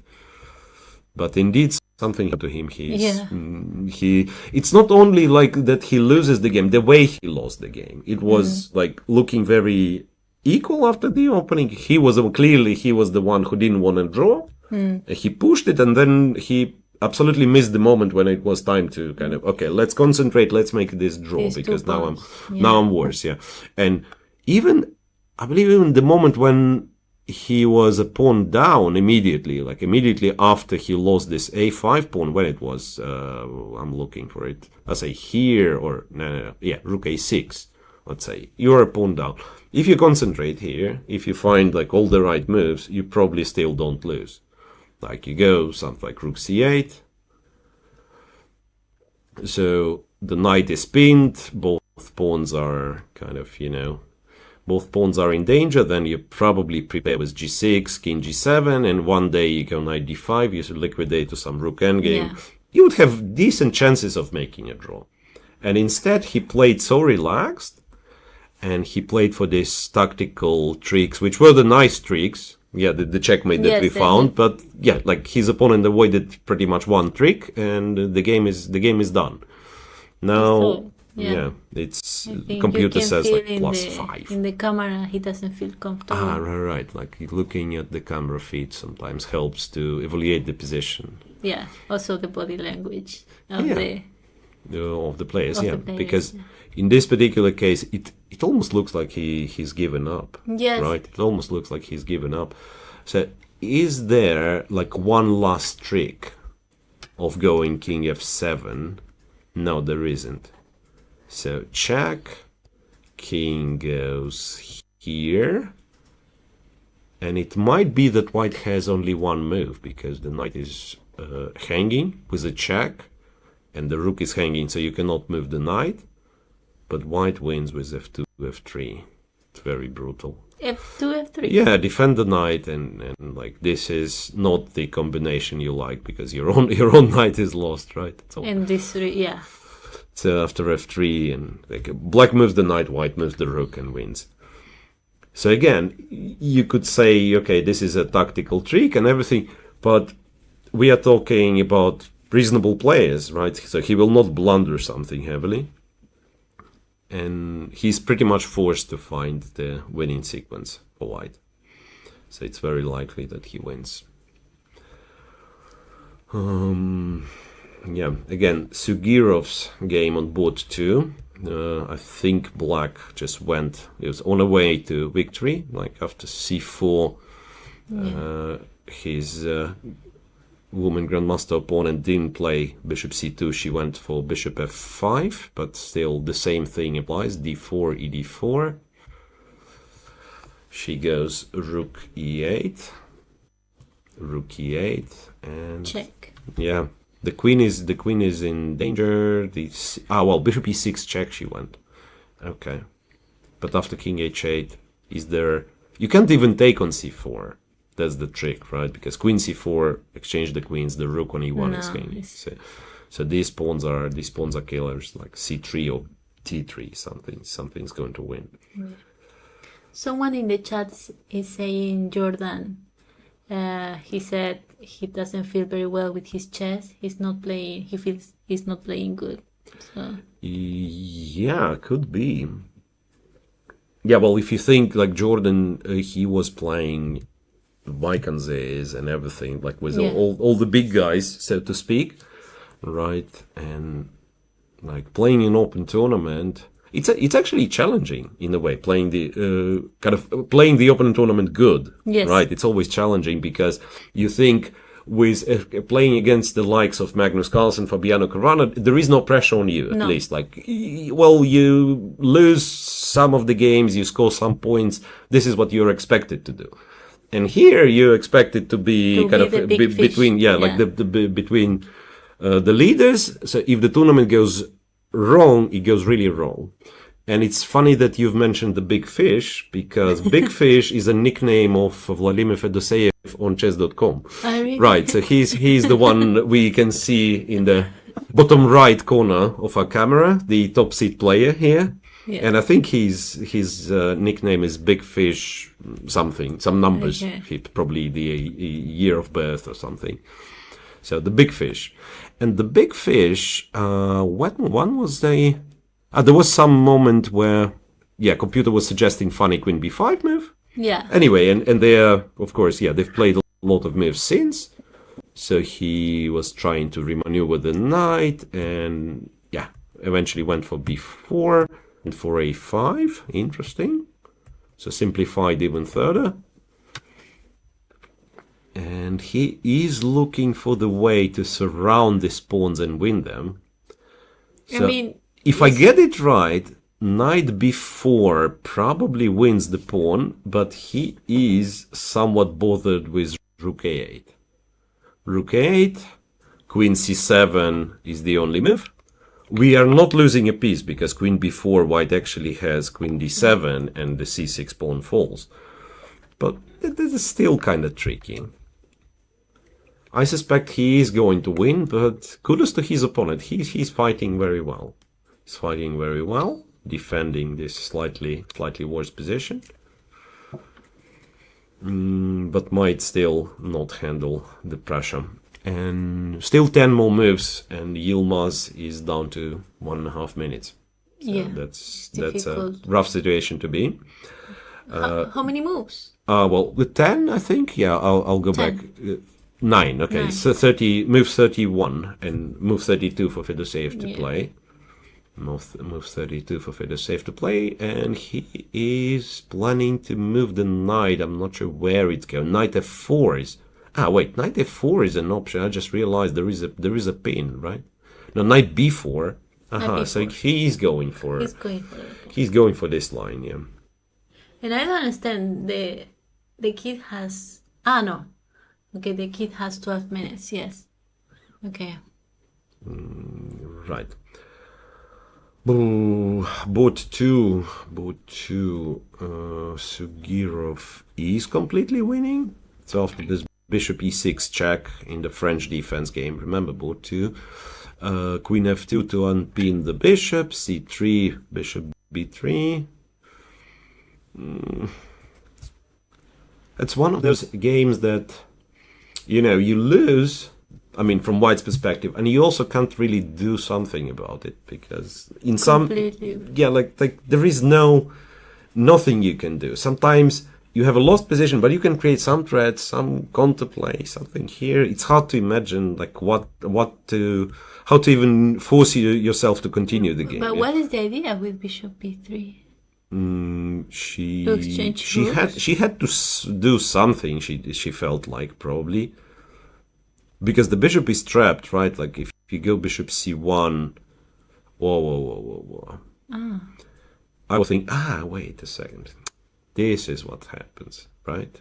Takes here, and if rook takes, it's queen to c4, and this king is getting checkmated, I guess.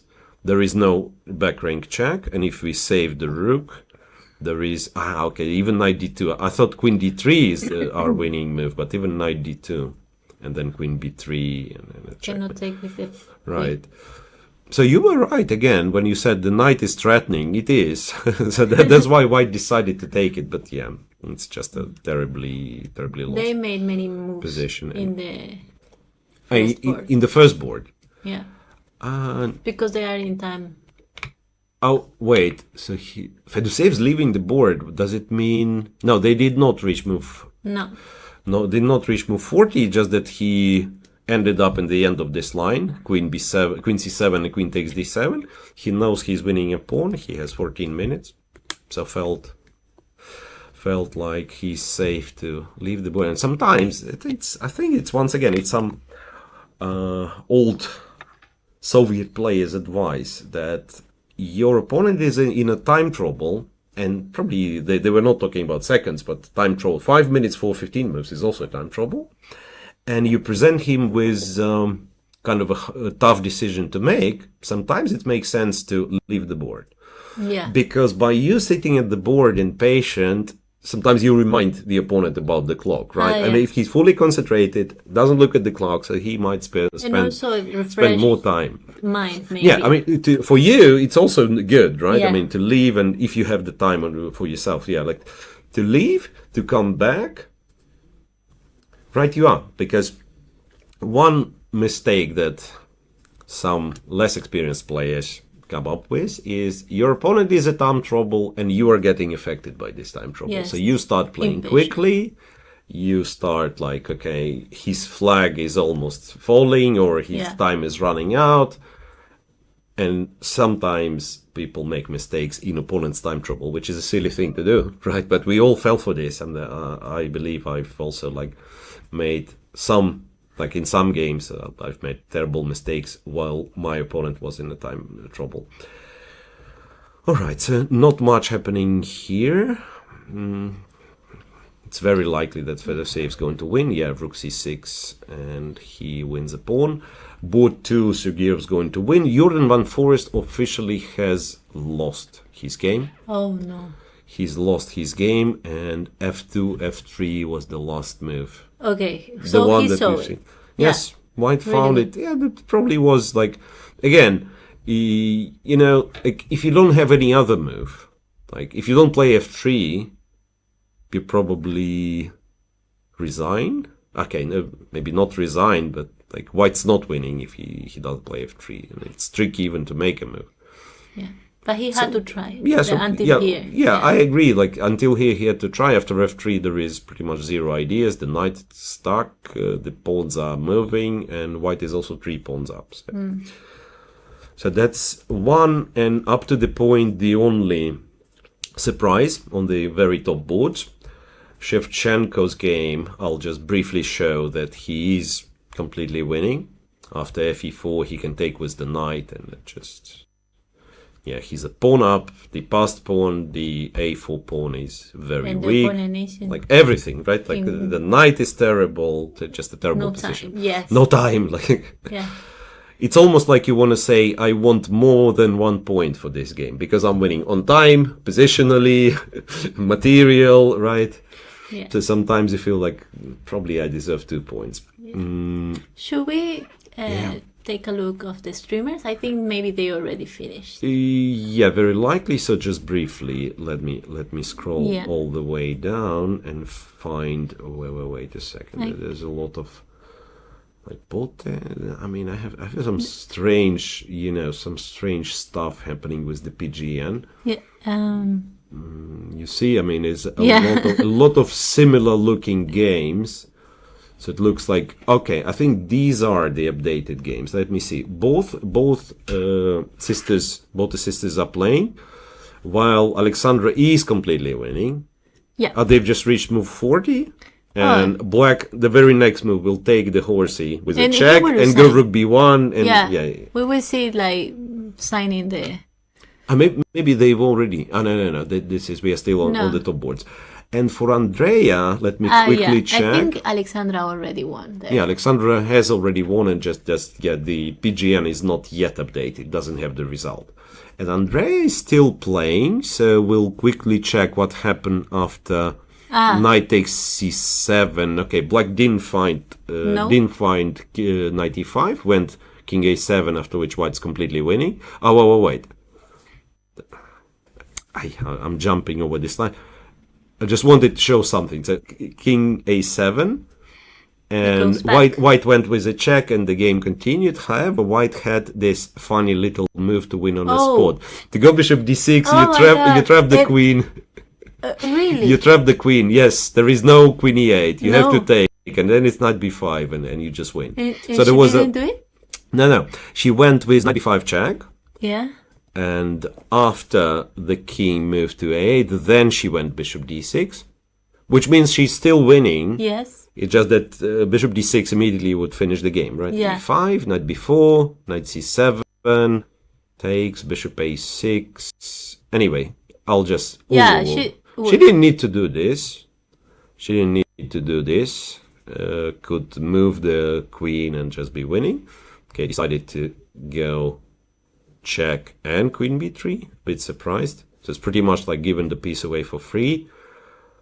Fun fact, she's still winning, yeah. Rook because g3. The king is so bad. King is bad, the bishop on g7 is not doing much. Rook c3, queen d8, rook c5, wow, knight a4, and just queen a4. Yeah. I don't know what's that. Yeah, it looks like... Yeah, I think he will resign now. Yeah, probably like her opponent blundered because like there is to resign. That's crazy, but yeah, she was already winning, but this was over the top, like knight a4, queen a4. Looks like she has one more move to play to reach the time control. She's on some seconds, but it's not so important because someone wants we check the board 12. Board 12, yeah. Is the Italian champion playing with the black pieces? Master. Good to know. Board 12. So I'll start scrolling from the very beginning. 3, 4, 5, 6. Lagarde has won, we know this. 7, 8. And someone is saying, I will learn a lot from you because I ask many amateurs questions. Well, that's good. That's good. So Luca Maroni, I think that's the one. Yeah, board 12. Yes, board 12. Let me see.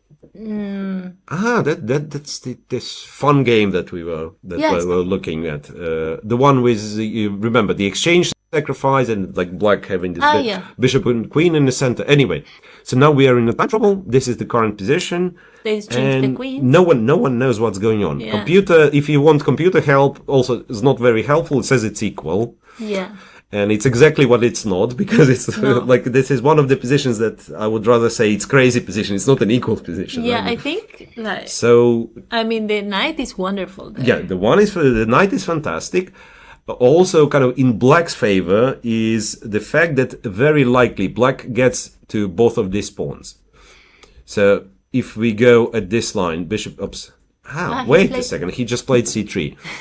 So just quickly to illustrate. Yeah. A side which sacrificed an exchange. Usually, if it's an endgame, I would much more prefer to pawns on one side of the board, right? Not to have two flanks, because then the rook is much stronger than the minor piece. It can switch from like A file to H file in one move, right? Yeah. And when I limit everything to one side, and also I have this knight on e3, which is like a monster, like paralyzes white's pieces, I'm relatively comfortable to say I'm just better.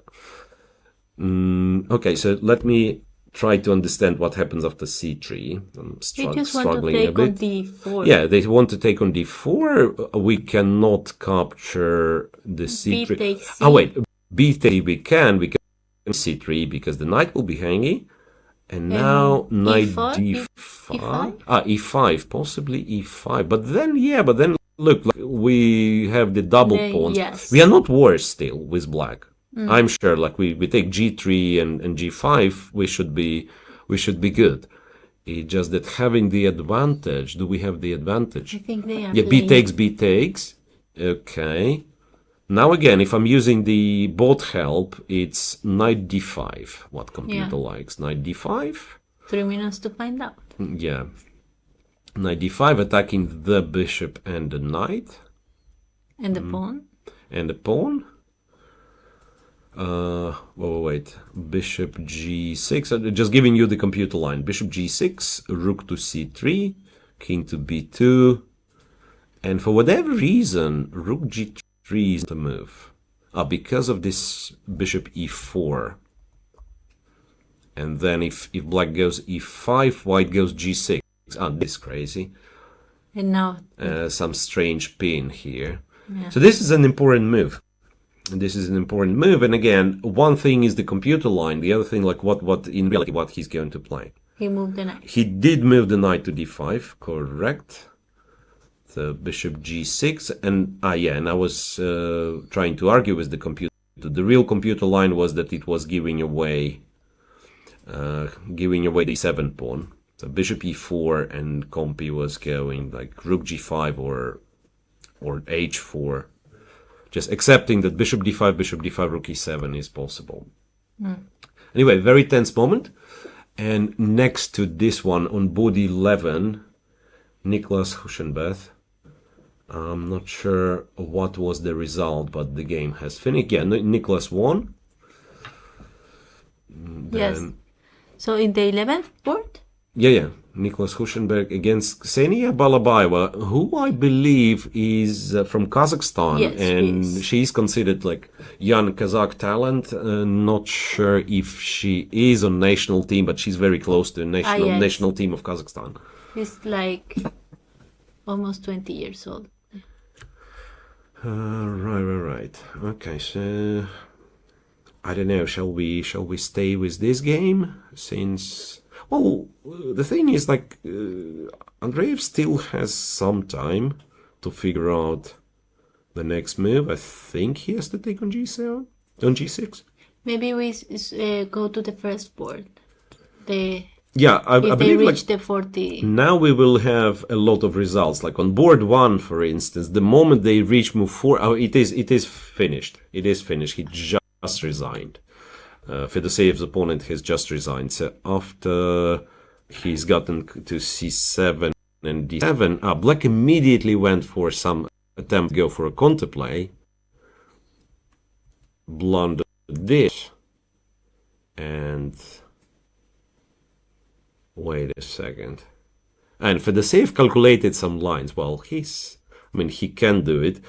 Because I've already mentioned this. I'm a lazy person. So what I would do here, I would go rook f1, protect, and say I'm 2 pawns up. So I'm winning. And I would be right. I would win this game. But if you're not lazy, if you're Fedoseev, you go rook f6, which is a brilliant rook sacrifice for nothing. And then when it takes, it's like check here, check here. It's all automatic though. Check, rook c7, and you win the game immediately. There is no defense. So well played at the very end. The position was already winning, but still showing like nice form and ability to calculate. So both two, Sugirov wins against Nadinya. Then Shevchenko has won against Perosa. Van Forest lost, as we know. Board 6, Pichot won. Board 5, pardon. Yes. Pichot won. Board 6, Lagarde won. Well, so now we have... that's a nice one. That's also relieving because I'm not on camera. I can have a little sip of water. And also we can look at, top boards, right? So Vladimir Fedoseev, the top seed, currently representing Slovenia, and we already know he has won. Sugirov, Hungary, if I'm not mistaken, and by 1 point only, he is the second, you see? Yeah. Right. So the top 10 finishes with Jules Moussard being 2610. So it's quite a strong open tournament. So more than 10 players on 2600. Right. Niklesh Hushenbeth is 2607. Nice. They are more. So we are back to first 10 boards. And I think we've gotten quite a few results already. And so the only big upset or big surprise is Van Forest losing to Fide master from Kazakhstan. But I believe Nurgaliev, he is kind of a young guy and, can always be first of all, they are progressing faster than their rating. Yeah, and also they are very confident. The kids are... Absolutely. Yeah. This is interesting. Yeah, I also noticed this, even though I'm not playing, but I'm, of course, doing a lot of commentary and so on. And younger generation, maybe because they have that much access to, say, playing the top grandmasters online and so on, and they already kind of won their first game and their 10th game against the grandmaster. Yeah. So there is not much of a respect. Right? No. They also, I don't know what is the mentality, but maybe they say, I'm just a kid. I can try. Yeah? Yes. Yeah, and respect, I mean, no respect as I'm scared, I want a draw, right? I mean, of course they respect the kind of all the players. It's just that, they're not afraid at all. No. They're not afraid at all. So we've already gotten quite a lot of results. The highest board, which is still in progress, is on board... wait a second, I don't see it. It's board 11 we have now. Boards from 11 to 20. Yeah. Right, boards from 11 to 20. Also, some familiar names. Luca Moroni we were watching. We can go back to this one. Just let me... And it's still the time trouble. Move 38 and very important decision for Luca. Very important decision for Luca. Well, according to the machine, there is no advantage for him. Yeah. There is one funny line, which is knight to c3 to sacrifice a piece. Bishop b7. Knight takes e2. Rook takes e2. Rook takes g5. So this way you are guaranteed that you will not lose, I'm guessing, right? But also it's very hard to imagine that you win. So rook g5, and then you can go rook a5, take all the pawns, The last pawn. Yeah, take the last pawn, but also it's not, it doesn't leave you any winning chances. But do you have winning chances on the other hand? This line, I'm just curious, if line happens, bishop d5, bishop d5, rook takes e7, king goes to c6. Yeah, how realistic white chances of winning this one? or rather black's chances of winning this one is not clear. Yeah, probably white should hold. And this is what happens. If we see on the camera, we captured the pawn on g5, bishop d5, bishop d5, rook check, rook check, king c6, rook check. Well, he didn't play king c6 just yet, but he will. And this will be our confirmation that this game will go on, because they just made move 40, they made time control. Strangely, there is no edit time on the clock just yet, so let me check if we got it right, if there is increment. And I think there is. Yeah, I think there is increment. There isn't. There isn't? Did you check? No, I thought, no, I mean, I just assumed that it's a usual time control. Sometimes, though, it's a funny set clock that requires you to kind of lose on time. So yes. You've seen that this. one happened in Reykjavik. This is so confusing. I don't know why would you have it, but it kind of requires one player to kind of have zero, and then it ends. Yeah, and also it's a little bit confusing because you reach move 40. And you still think something is wrong. Yeah, maybe I'm writing. One more. And sometimes you lose because that move. Yeah, you make like stupid move. And also like you can play this game for a very long time, getting this 30 seconds increment, so no one is getting flagged. Yeah. So you both think, you and your opponent think that we are in a time trouble, and then eventually you understand that, okay, there is increment. Yes. Yeah, that's true. So we have to check to find out. I mean, we could check the regulation, but we are lazy people. We will not do this. I'm going to tell you a funny story. I was in Reykjavik playing against a kid, a young guy, and we reached move 40, and I flagged. Are you playing move 40? Yes, and then I think it was move 41, 42, I don't remember, and I got 0-0, no? And then I got increment, but he was so excited. He thought that said, you flagged. And then immediately there is like 30 minutes. Yeah? Wow. No, I mean, this is crazily confusing. Okay, so here again, we are back. Now it doesn't show. So does it mean that commentators do not know what type? No, come on. Okay, I've checked some random game where clearly we passed move 40, and you can see yourself, white has 21 minutes, black has 45. So there is an increment.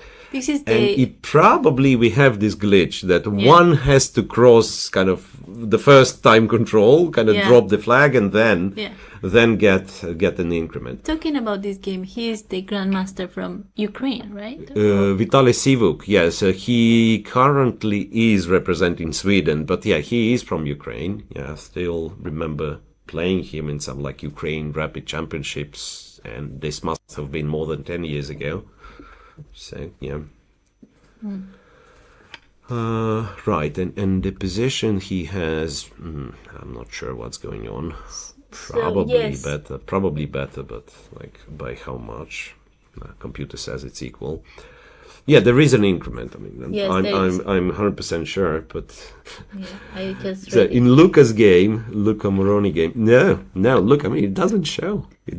So they both could think that they are in the time trouble. Even if you read the regulation, even if you know that there must be half an hour. When you see 2 minutes on the clock, you think, just in case, I'll play. Yes. I mean, and also, I remember in one game in Formentera 2 weeks ago, I think it was the first round or the second round, I don't remember. I went to the arbiter to ask him because I was not sure, like, do I have more time? And he said yes. Right. And I was like, okay, so I relaxed a little bit. Yeah, but this is confusing again, and it's not the player's fault that you don't know what how these electronic clocks will display the time. Speaking of this game, well, there is also some pressure on Luca because he clearly plays for the win. So let's say going back to the C file is not an option for him, right? Going back king c6, just accepting the draw. So he went king a4, and it's one of those cases where you feel safe with black, but then who knows? Like, can this be that, I don't know, this king is in a bit of trouble. White just played what? Wait, white just played king d3. Oh. And he's pushing the pawn. He went h4. h4. Wait a second. Could he... I'm just asking. Could he go rook e5 by this? Wow. So, I mean, I'm forcing the trade, right? Rook e5, and white has to trade. Because bishop e4 was a threat, right? So white has the trade, and now it's like nice pawns and everything, but all of a sudden computer says if any one is better, it's actually white, because you lose this and then this. Oh. So for black, he has to take a chance, like to eliminate the last pawn and make a draw, even though he, well, like for a brief second, he has like four pawns for the exchange. Anyway, so he went for rook h4, for h4. And I'm thinking, like, if something starts happening, like if I'm playing black in this position, I'm really worried about the king being cut off. Seriously. Like, I understand the pawns are dangerous, everything, but the king being cut off is kind of worrisome. Yeah, how we defend that? Like after king a5? Or no, king a5? Yeah, like d6. No, yeah, probably a5. Yeah, probably we go a5, and then white can take, and then it says h3, rook h7, bishop g2. But this is something where, once again, where I'm a bit worried. This pawn is not going anywhere. The king is like in a bit of the... Yeah, probably I should not be. I mean, this should be a draw, I guess. Just go here, take this. We are almost checkmated, but not really. There is always rook c5. Rook here. Takes. And you would love to play h2, but the king is checked. Yeah, like h2, we are winning the rook. No, it's checkmate in one. So we don't go h2, we go king a3, and white goes back. And this is where we lose the point. No, we don't lose the point. We just go bishop f1, bishop g2. Yeah. It's a draw. I'm scared to get in suckspan and then have to play king a2 and checkmate. That would be funny. Yeah.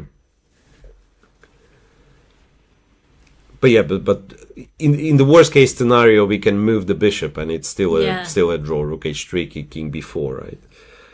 Anyway, where is the real position? I've lost it a bit. Blah blah blah. Board 12 here. So h4, king d4 is played. Then h3 is possible. Bishop a2 is possible. And now Lucas time is showing 000. That means he just got time added to his clock. Yeah. So if we go to some game and we return here, it will probably show the real time. But we will do this only after we go for a little break, right? I mean, guys, we were working hard. There was a sun. There was like all different kind of problems. And moreover, we've reached the time control in all of the games. So that means we go for a break, we come back, during the break I'll check quickly like if there is something super interesting. And we will be back. Just stay tuned. Yes. Right? See you after the See break. you. I think still is it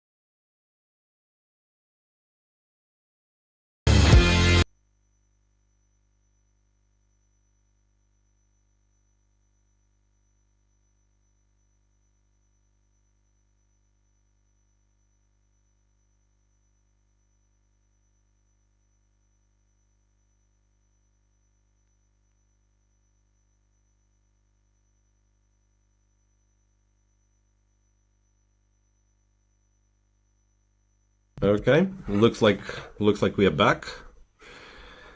So once again, a reminder: this is the first round of Sardinia World Chess Festival, and a lot of games are already done, Alexandra. Yes, right? yeah. We are coming from our second break, Yeah. and everyone in the top 10 has finished by now. And you can see the results. It seems the only surprise is One Forest losing to Nurgaliev, right? Sadly for him. Right. Yeah. All the rest finished with the victory of ELO favorites. But we still have quite a few games going on boards 11 to 20, right? The Italian champion is still playing. The Italian champion, Luca Moroni, is still playing. Okay, this is his game, which looked like a draw potentially, and it probably will finish in a draw, but there is a lot of fight left still. What's interesting, I'm checking. So he's board 12, and that means on board 14, and I think Lorenzo Lodici, I think we've seen his game quite some time back. Remember, there was something like that with or what it was. Yeah, remember the bishop on h6, the knight on g3, Yeah, this we thing, didn't like know what. rook c6 at some point. Yeah. Anyway, this is what we have here now on move 47, and it's so surprising to have it with queens on the board, like almost like a middle game, right, after such a long time. And what happened here is White decided to sacrifice the knight. It was this position. White probably missed, I feel like. So here he goes to sacrifice the knight in order to go queen f5, and like this is a threat, so maybe some chances of perpetual. So queen c2, queen g6, black has to go king f8, because if you go king h8, then after...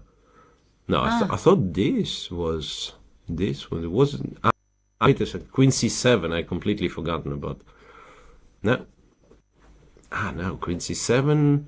Not even queen c7, but check and queen 4 defense from this side. And there is one check, and then after king g8, there is nothing you can do. Right. He could go to h8, it's just that you're right, yeah, we just take the pawn with a check, and it goes, like perpetual. But after king f8, can this king really run away, is the question. Because, you can continue with checks, and this is what he has done. Check, king e7, and now the king is running away. You can give check, you can give one more check, but king d7, the king is safe on c8, and black is just winning. Takes the b pawn, and the a pawn is marching.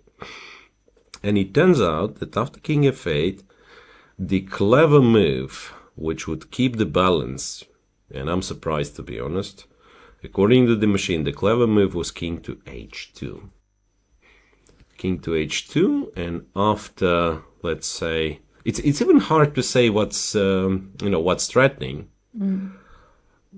But the only move that seems like defending something, bishop e8, is in fact a bad move, after which white goes check, here check, forces bishop f7, goes here, and wins the bishop back.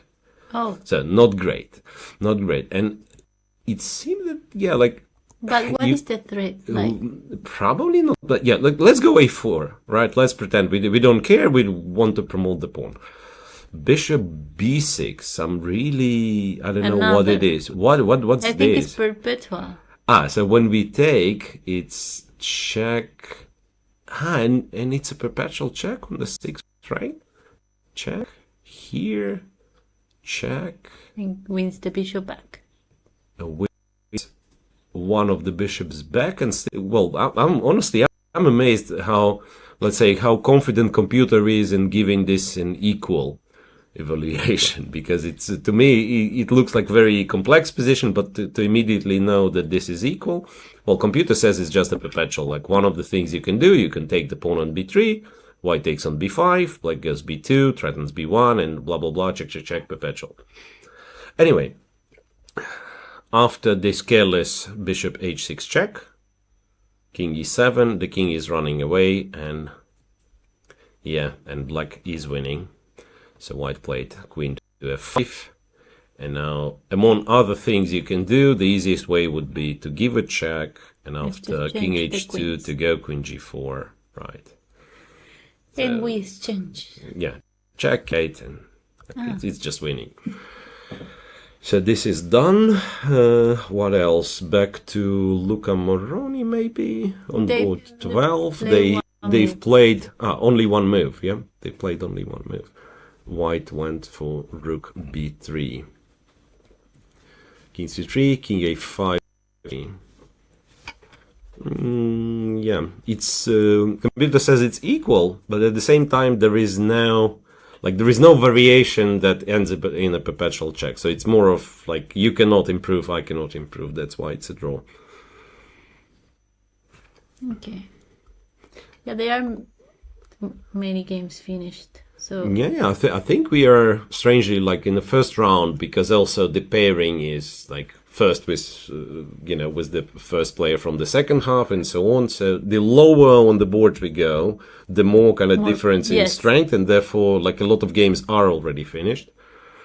And I think our deal is that we are not staying till the very end of the round, but of course we will check like what's still in progress, maybe find some really interesting positions, or maybe even from something that has finished but has a funny the final position. Well, something really weird is happening. I think it must be the transmission error, because it says on move 12 this position is still in progress. It's impossible, right? No. What board is this? What is the name? I don't know. Alexandra. Yeah, Alexandra Shvedova against Ramazan Zalmakhanov. So that's somewhere around board 20, I would guess. Maybe lower than that. No, it's probably lower than that. Yeah, I found it. It's the board 24, and they already finished. Yeah, they've already finished. That's just a transmission error that we have. Yeah, I'm just checking, maybe like some random interesting position will pop up, but not really. Everything is either finished or, what's that? Okay, I found something. Board 44. Okay. White went to sacrifice the rook on h, like he's thinking. He already finished too. Really? 44? What is the name? No, not the board 44. Sorry. The move. It's Agmanov. Yeah. Agmanov against Morosfora. Yeah. Agmanov against Morosfora. So it's same, should be like in 30s somewhere. Anyways, I'm just saying, like it's a fun rook sacrifice. A rook takes, and then if king moves, you just want a pawn, and after black takes, queen h6, you have to block with the queen, because king g8, knight f6. Check. Knight f6 check. So you have to block with the queen, and then you exchange, and you go knight f6 anyway, and you win the rook. And it's winning. It is winning, because white has too many pawns. Yeah, too many extra pawns. Right, so there is that. There is like various kinds of like really crazy positions out there. Let's check Andrea, maybe. No, they already. They already finished. She won. Yeah, she won. The streamers already finished. The other streamer, Zach, from Canada, he lost. Mm-hmm. Yeah. So yeah. Yep. So there is that. So we can probably like check the very top boards. Yeah. Once again. So the highest. And maybe chat has any requests? Yeah, chat is always welcome to suggest whatever they like to see, whatever they have to say.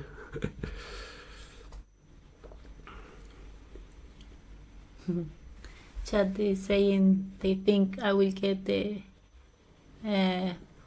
woman Fide master soon if I still playing good. Cool. Yeah.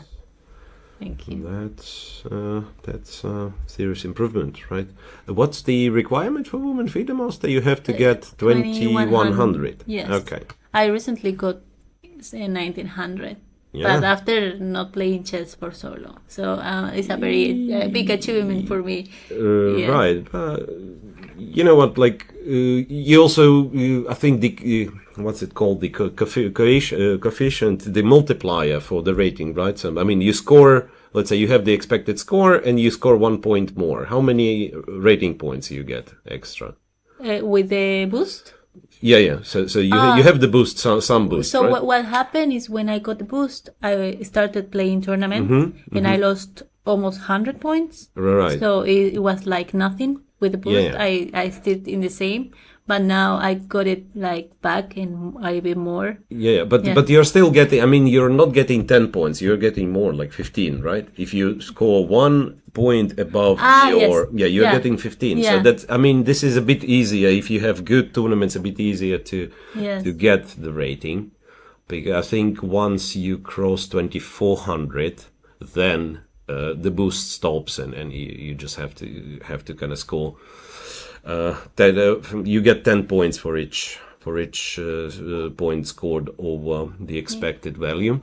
And board 61, we are shown board 61, and I suspect this is because very likely we have one of the older players against one of the youngest players. That's so sweet. Yeah. Yeah. And now you can see how chess is very inclusive, because absolutely. you can see. Right, and what's the position here? So yeah, I'm trying to.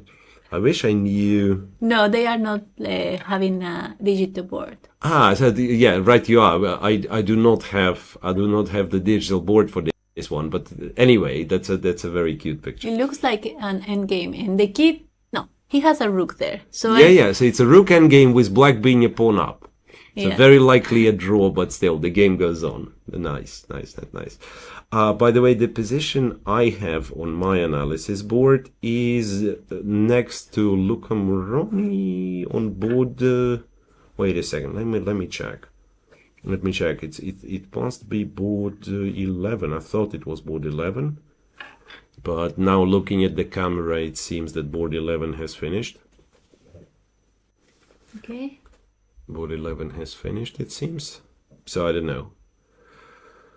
Oh, I'm a little bit confused. No. It wasn't board. It's board 13. The game is still in progress. So it's Edis Gurel. And I think Edis Gurel is this. Is he the young Turkish talent? There is like Edis Gurel. Can you check if he's from Turkey? 13.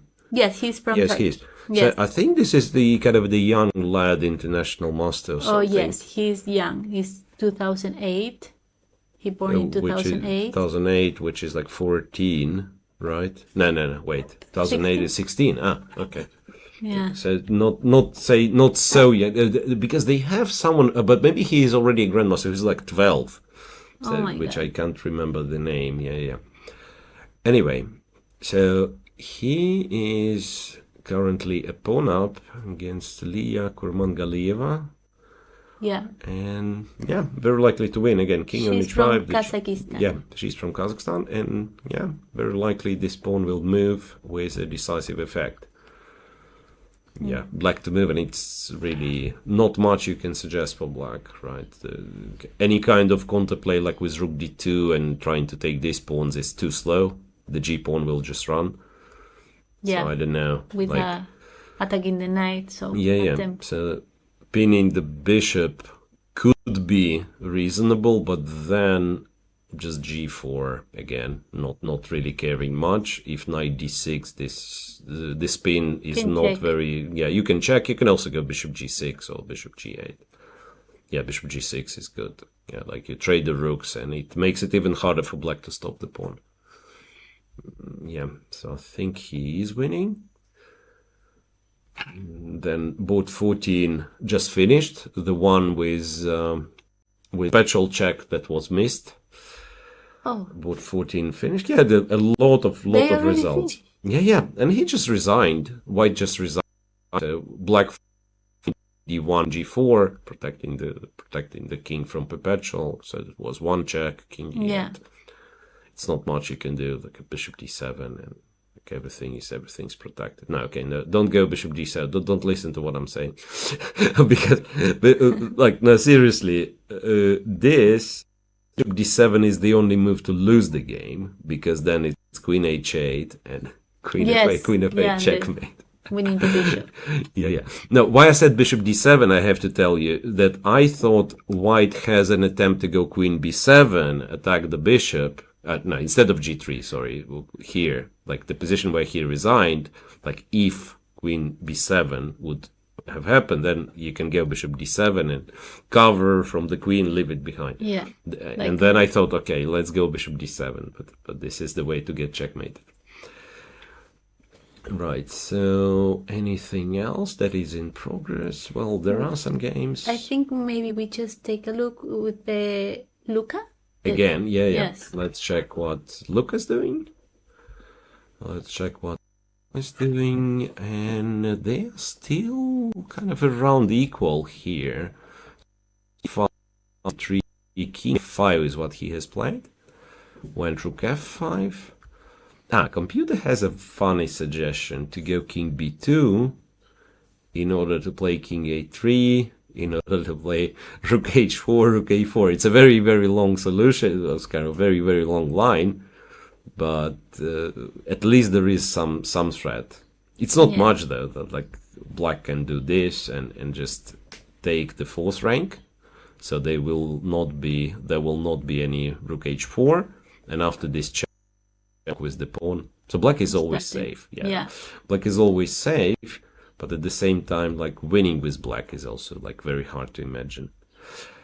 Rook h6. So I have a question: is there any real chance to win if we give a check? King goes to, I don't know, b2, and we just exchange. King takes, and we go d5. Is there? No, not really. No. Right. Yeah, okay, h-pawn is not moving. H4 to cut off the king, and then go king c3, a3, and just stand like that. Yeah. So you think it will be drawn? Yeah, it looks like it's a draw, which is a good result for Konstantin Andreev, Luca's opponent, right? So the player rated 2200 something to hold a draw against Italian champion. Yeah. So this is it, and before we end our little show, before we end our stream, let me just check. Oh my God! I just want to say thank you so much for the raid to Alexandra and Andrea. Thank you so much, and congratulations for the winning today. Really cool. Great. Yes. Cool. You've gotten some people raiding your channel. Yeah. Yeah. It was great. We were watching your games. Yeah, so for Alexandra, well played. For Andrea, you've missed nice. Simple tactic, but nice winning at the end. Yes. Good job. Right. So I'm looking for some funny position to share from the games that have already finished, just to share something like spectacular. And they are asking what tactic she missed. Maybe you can show it. I can. Well, let's show. Yeah, that's a beautiful tactic. Well, there was, of course, there were some like funny moments in this game. So like if you check with the computer, you'd be surprised quite a bit. Yeah. But the particular one I'm talking about, let me just quickly pull this game on the board. Now I can't find it. I can help. Yeah, I remember the way it looked. It's just that there is. Remember that there were some issues with her particular game, because we had it like 5 versions of her game. Okay, that's the one. That's the one. The final position. By the way, checkmate. All the criticism just disappeared, because like finishing the game with a checkmate is impressive. No, it's not that one. It is that one. So after knight c7 and king a7, remember? Yes. And kind of the sad truth is that black could have played knight e5 and pretty much, well, if not equalized, but stayed in the game. King a7, of course, loses. What white knight b5, what Andrea did, is good enough, but there was this funny move. Go bishop d6 first. And there is no queen e8. No. There is no queen e8. So the queen is trapped, and if you take on d6, only then you go knight b5, and you take, but not the pawn, but the very queen. Nice tactic. Yeah. Anyway, winning is always, it's like, sometimes people say, or rather ask you, like, do you care if you play a beautiful game? And because there is such thing as like spectacular game. And it's nice, but if you'd ask me, would you prefer to lose a beautiful game or win the ugly, most boring? Of course, I prefer winning. So that's, and this wasn't by any stretch of imagination. It was a boring game. It was a lot of back and forth at some point, but it was a lot of excitement for sure. Yeah. Ooh. Congrats. There was something I wanted to show, really, like all the lot of the really funny positions. Was 1700. Yep. Yeah. A lot of really funny stuff that I cannot find right now. Maybe it was on higher boards. Yeah, I think if you, I think, let me refresh. Maybe we have more results. I think just. Yeah, Luca Moroni is still playing. Niklesh Hushenbet. We have Luca still playing, exactly. We have Kureledis, the young Turkish guy. So that's boards 12 and 13. Yeah, and also Maldonado González Stefano versus Vitaly Sivuk. Yeah, 16. okay. We can check this one quickly, briefly. So it's understandable why they're still playing, because it's a drawish rook-n game, and Sivuk, of course, being a grandmaster, he's not very happy in having a draw, but it's not much he can do, to be honest. Like, it's equal number of pawns. White's rook is just as active as its black counterpart. Like this pawn's attacked, you probably don't want to go backwards, because White can, among other things, perhaps even can play f5. He can go on after this pawn as well. What you can play if there is king h5. After this check, you could play king h5, and probably this pawn is not really hanging. So you can do this, I guess. Because if this pawn is taken, you can take on b2, right? And then you have but it's still a draw, of course. Yeah, like just even like check. Combine checks with attacking up, not to f6. King e6, and then you give another check. So it's simply impossible to make any kind of reasonable progress with black. So that's board 16. Board 17 has finished. Board 18 is playing, but very likely to be a draw. No. Board 18 it looked. What is the flag? Is this one? I don't know. A USA. I'm blind. Well, US flag, and it just when it was too small. Yes. It was not easy to tell. Yeah, anyway. So here, I thought maybe it was a draw before, but now, well, if we trust computer, which we probably have to do, black is winning. And the reason for that is that black's gonna go f6, g5, f6, e6, d5, and you cannot do absolutely anything about it. The other pawn is lost. We'll just take the c5 pawn, after which the game finishes. Indian grandmaster. Yep. So that's the one. 15 years old, I think, something like that. All right. Since I've made this bold claim about this being a draw, I think it was a draw at some point, but now that I'm tracking it back. So this king h5. No, it always was. It always was winning for black. Yeah, king e3, e5. In fact, like black played it perfectly, and f5. And so, what could be the chance? Like I go king d3, and after king g5, I do something like rook c2. I'm trying to kind of get with the king to d5.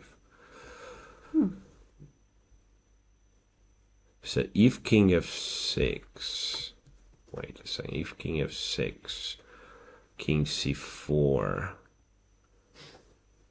and well, Compy still says that black is winning with rook c8, but rook c8 is already kind of not so obvious of the move, rook c8. But why? And point is like e5, you give a check, king c6, and then you start running, and you give the rook, you sacrifice the rook for the c pawn when it reaches c8, and your two pawns are not possible to stop.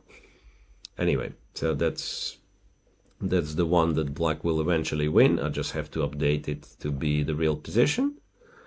And yeah, white did something similar. Went rook c1, king g5, king d3, and king f6 is something you do. And after king c4, I'm wondering, can you go king e6? No, king e6 would be a terrible mistake, imagine. Why? Rook h1? Yeah, it goes rook h1, and then it threatens this silly check, and after rook c8, it goes check, king e7, and then king d5. No, it doesn't take this one. You probably can, but even stronger is king to d5, and like the c pawn's moving, you have this check, you have some checks, and all of a sudden position becomes like almost equal, or probably just equal. So that's again the lesson to myself first, and like everyone's listening, who's listening, that it's never too late to misplay the winning position. It's not over until it's over, as they say. They've been playing for how many hours? 3 hours? Almost 4? More. Yeah, it's what? 5. No, it's 4.5. Yeah, 4.5 hours. Imagine, like, you're playing with the black pieces. You are very careful, and then from the opening you had to equalize. Then it takes you 30 moves to outplay your opponent, and finally you have the winning endgame, and you find the right plan, and you make one stupid mistake and forget, like, kind of throw away 5 hours of your life. Yes. Yeah, so that's chess in essence. It's cruel. It's cruel sometimes. Sometimes cruel, sometimes rewarding. Yeah. All right. So no update on Cameroni's game. I mean, no update on evaluation. There are some moves, but not much going on. So that's both 12 again. There is no update on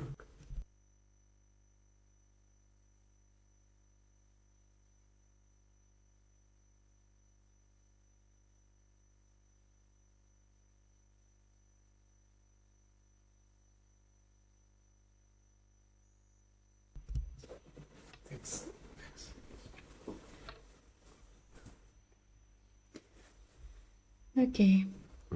yeah, we are back, right? Sorry, solving some technical stuff. What I was saying, okay, about this previous position, that like, yeah, they keep making moves, but no progress. Here on board 13, Gurel is like, seriously, he's just winning, right? The H pawn will march very fast. Just go here. G4, H5, everything's going forward. So I guess let's find ourselves. Doesn't matter which board it's gonna be. Let's try to find ourselves a position with the queens. With the queens? Yes. I mean, if there is one, no, that's already finished. Maybe there is no position with the queens. And if there is no position with the queens, that means we are too late in the round. Wait. There is this one. It's not with the queens, but this is with a nice 3 passed pawns on, I don't know which board it is. I can look. No. Agmanov, whatever. Yeah. I mean, there is not much to discuss. It's absolutely winning position. It's just like I thought. It's kind of a funny picture of white having 3 passed pawns. It's not very often you have 3 connected passed pawns. Is the board 30? Board 30. Yeah, well, so technically, still, the higher rated play is one of the contenders still. Wait a second. And on board 32... I guess, on board 32, we have a very, very, very exciting position still. with the queens. I was requesting, the position with the queens. So there is no queen for black. Wow, this was like super intense game. I'm just checking. Like, that's, by the way, move 49 with with all the pieces on the board. Yeah. And rook d1, d5. So it's 1 billion pawns for the bishop, Yes. right? I mean, how many? Yeah, really, like it's not 1 billion, it's 4 only, but it feels like all the pawns on the board are black, right? So after d5, white acts clever and says, okay, I will sacrifice the rook and you cannot take because I win the queen. That's what white thought. Bishop c4. But he did it. He did it, and then black captures and says, who cares? I will get myself a new queen after b2 because you cannot stop the pawn. And what's like crazy here is white found, I believe there must have been the only move. I'm very curious because I don't see here. I don't see the move. Like I was thinking something like that, but then black goes queen. And you give a check, king f8, and you give a check. Wait a second. With the bishop. Check with the bishop, yeah, but black can block. This rook to e7, I'm guessing.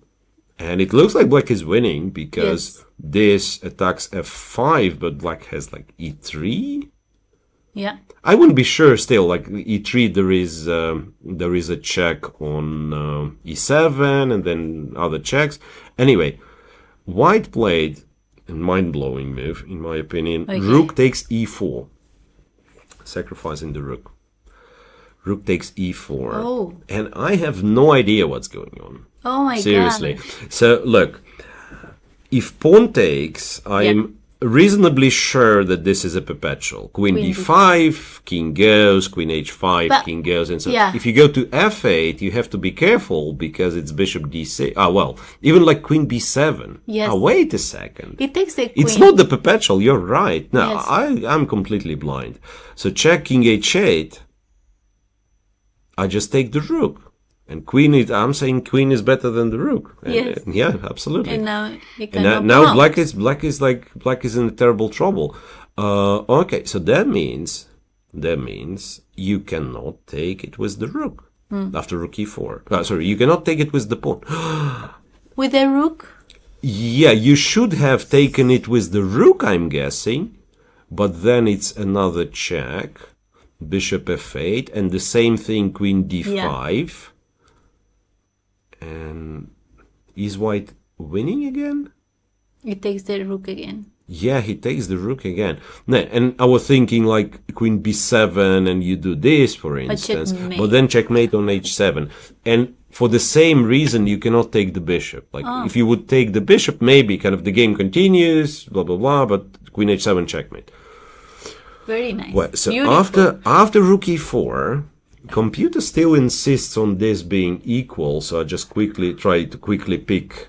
No, rook takes. Wait a second. Computer says rook takes a check. What are we missing? Bishop f8, queen d5. And to go to g7. But take and to check. Go to g6. Wow. And to go to g6, and then the bishop is hanging, and rook b4 is a threat. Anyway, and the way the game has finished. Yes. The way the game has finished, that black panicked. No, wait a second. I need to update. Black did not do this.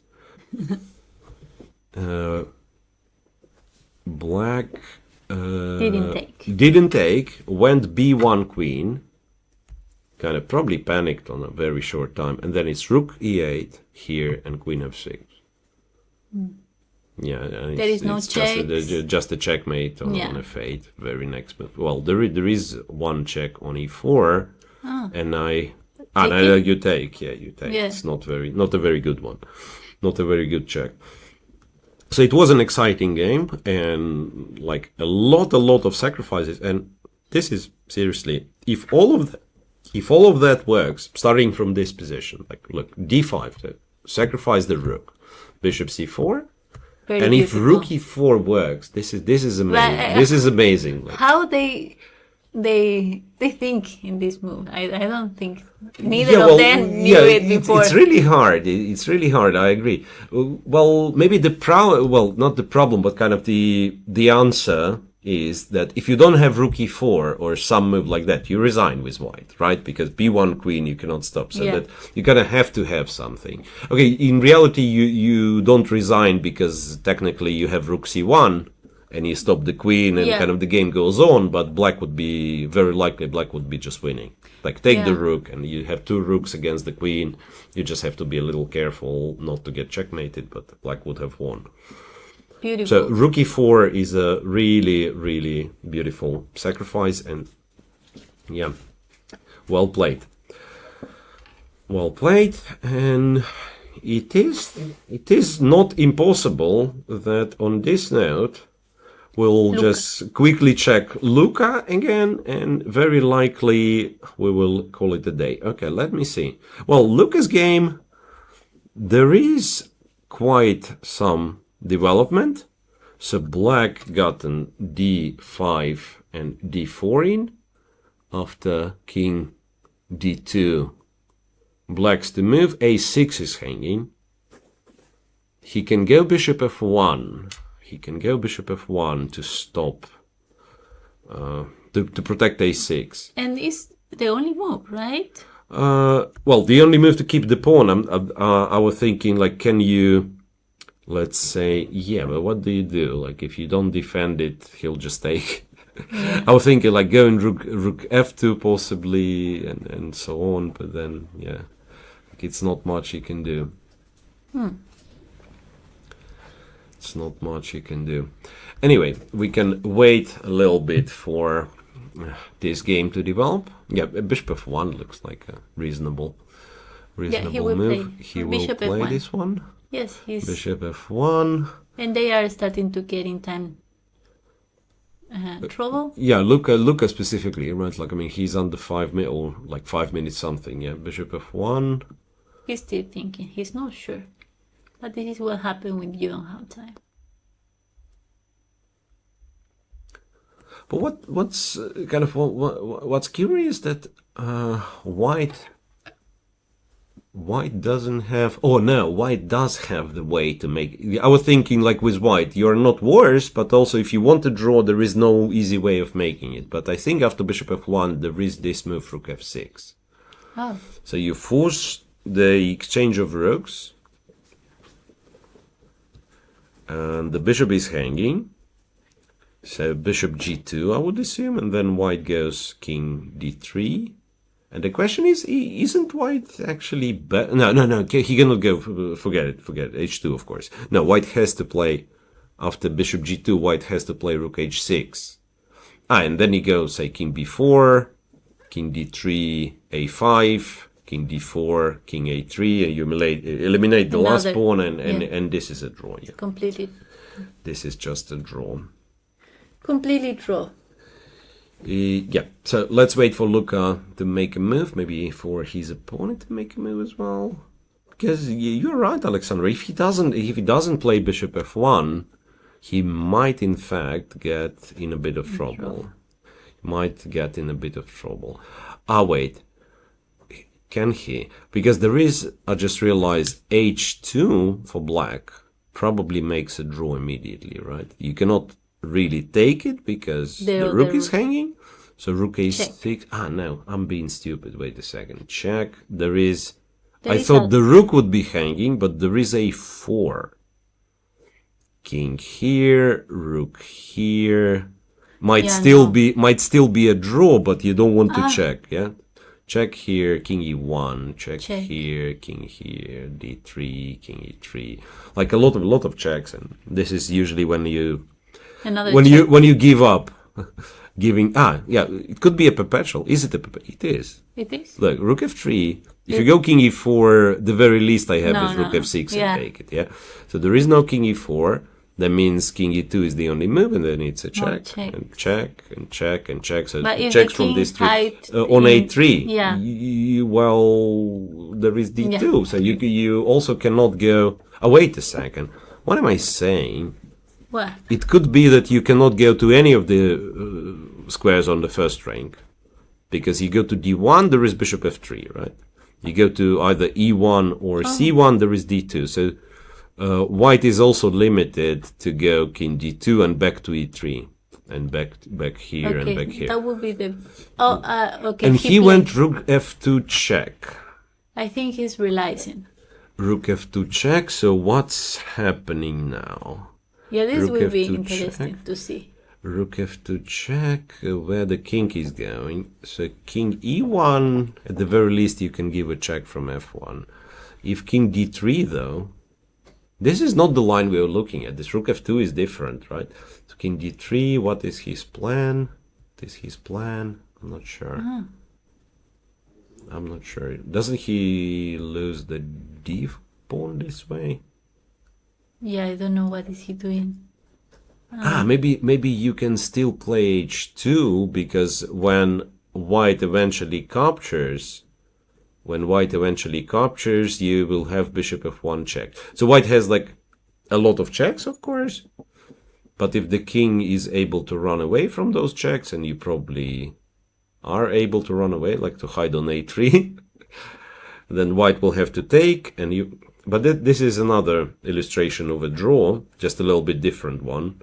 Yeah. So this, a check, king d4, rook h2. But at least it's like black is getting the maximum, so he has draw too. Rook and bishop. This is also a draw, but again, then white will have to show. Yeah, you can see he's really nervous. I think he already played. He played. Rook c2. So check, king e1, rook c2. And now, well, what's going on? This pawn all of a sudden looks a bit dangerous, right? Rook c2, so we probably collect a6. There is no reason not to. King goes wherever it goes, and I would think put the rook behind is not a bad idea. I'm sorry, if it goes with the other rook and check. After king b4. Yes. I thought king c5 is unpleasant because the bishop controls c6. Oh, yes. The bishop controls c6, and we kind of got stuck with, like, you cannot move this rook because the other rook needs protection. Yeah, that's h2 true. is it, so probably like the best you can do is return back, and then it's already d3, so it's getting scary. It's getting scary. So I thought, check, king b4. He can also do king b5. I don't know if it's any different, but like, okay, king b4. You already take. Probably you put this is the what is rook happening behind. Yeah. And he's quite low on time, like 2 minutes left. Yeah. I think this will be our last game. Yeah, so let's wait for this one to finish, because players managed to make it exciting. Yeah. It looked, I kept saying like, okay, it's a draw, but yeah. Players managed to make it exciting. He preferred king b5 over king b4. From what I can see, yeah, he just played king b5. So the game is between André Constantin, Fide master, and Luca Moroni, the grandmaster, and as we were told, Italian champion. Yeah, we don't know if it's bad. Well, he's definitely one of the strongest players in Italy. I think, if I'll check the top 10, I think we have to have, like, Francesco Sonis must be somewhere up, but no, Luca is also the top rated, it seems, Yeah. So king b5. And what to do for white? Checks are not very helpful. Yeah, like I think still he has to go rook d6. Rook d6. King. I'm not sure. So one thing I'm completely sure about is that black can always take on a2 and he will never lose. But this is not the question. Wait a second. There is some really stupid. Wait a second. He didn't play rook d6. He played rook to a3. Okay. I think he wants to to go with the other rook there and try? No, I don't think so. Yeah. You know what? Like, one of the ways to make a draw after, say, king c4 and, like, king c4 threatens d3. First of all, d3 is not a threat, I just realized. d3, there will be a check from h4. But funny thing is that one of the things you can do, you can actually take, and after rook a2, king d1, we have one of the very basic, like your endgame, rook endgame knowledge starts normally from this position, the Philidor's position, right? So you wait for d3 and then you go to the last rank, and then whenever you have a chance, you just go check, check, check, check, check. Yeah. And it's not impossible we will see this, because black just played king b4. Like, just played king b4. There is, like, white is not forced to do that. I think he would do it. He can keep the rook, but at the same time, like, with white, if you think how real the chances are that I'm winning this game, and it's not very real. Yeah. And after rook h3, it's impossible to lose. Like, it's the only kind of position you have to know. He did it. And he does it, yeah. Rook h3, and it's a nice defense. It's a nice way of defending this endgame, not to care about this h3 pawn any longer. Yeah, he's not happy, you can see. Yeah, and Luka probably realizes. And, you know, sometimes, in rare cases, I don't think it would ever be the case in our game, but sometimes you can even trick your opponent in very basic endgames. But the fact that Andreev went for it, it means he knows, right? I mean, yes. He was not forced in this position and he went for it. So that means he knows it's like an elementary draw.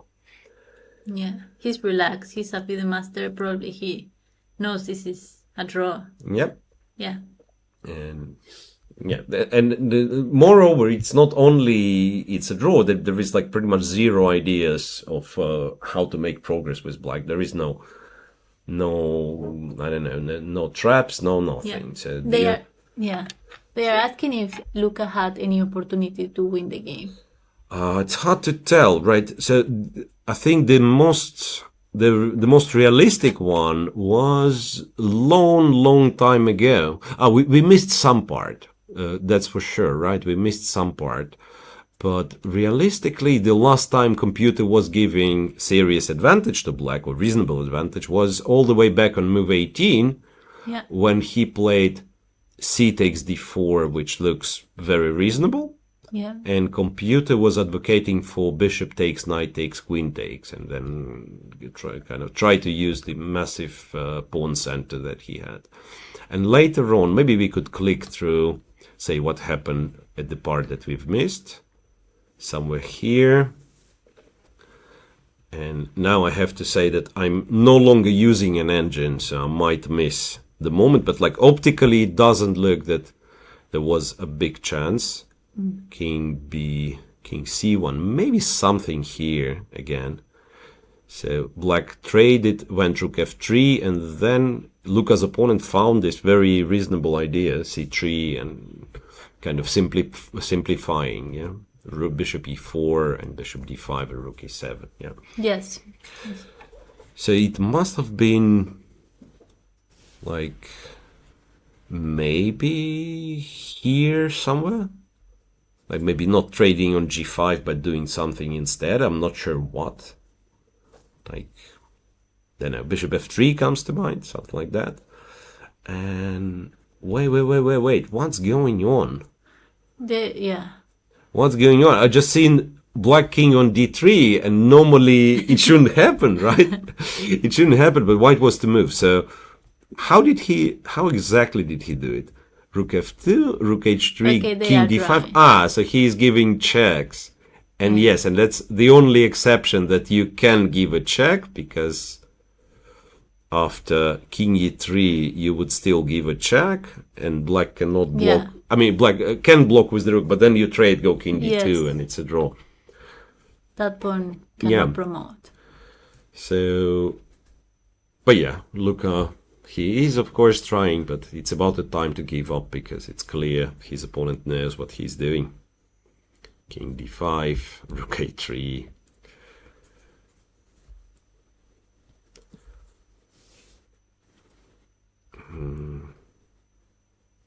Yeah. Meanwhile, the very next game, Gurel against Kurmangalieva, white just won, sacrificing the rook for the passed pawn. So now if black captures, the pawn promotes h7, and you cannot really stop it, because if you go from here, it's bishop h5, and if you go rook c8, it's bishop g4.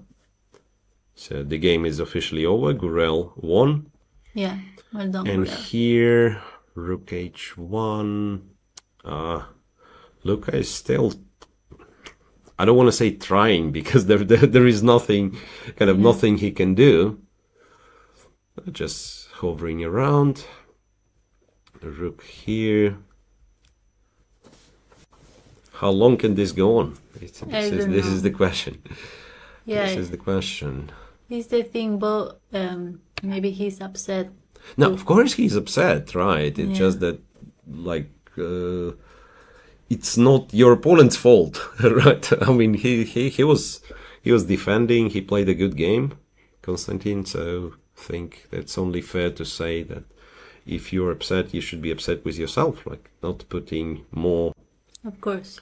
But yeah, right, you are. It's very understandable, and sometimes people play like absolutely lost position for like some 10 extra moves, not because of no respect to the opponent, but simply like you're maybe preparing themselves to like resign, or in this case to accept a draw, which feels a little bit like, you know, you almost like lost when you were such a big Elo favorite, and you made a draw eventually, so that's almost like a loss. Yeah. Okay,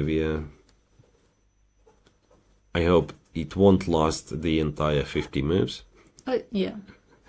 And seriously, in this kind of position, it's pretty much zero ideas that you have. Yeah. b3 again. Like, there is nothing wrong with not trading on b3. Did he play rook b3, or it's... No, I think it's my... yes, he did. He did play rook b3, so now to speed the process, you just trade, you go king d2. You show that you know the opposition. The other, very basic... no, he didn't. Yeah, d3. Yeah. Fair enough. Fair enough. d3, king d3, and a draw will be agreed. They just wanted to... Yeah, to show the fighting spirit. So they got rid of all the pieces on the board. Yeah, it's nice. I don't want to ask for a draw. Yeah. By the way, move king takes d3 was move number 80. So 80 moves. Well fought game and well fought round. And they fought really well. Like. No, seriously, this was one of the very reasonable games played by both players, because, Van Forest lost, and we could say, okay, his opponent played brilliantly, which he probably did, but then Van Forest played, like, really bad. Yeah. Let's accept, even though he's a grandmaster, really he played, like, very bad and also fast at some points. Yeah. It feels like he given up too early.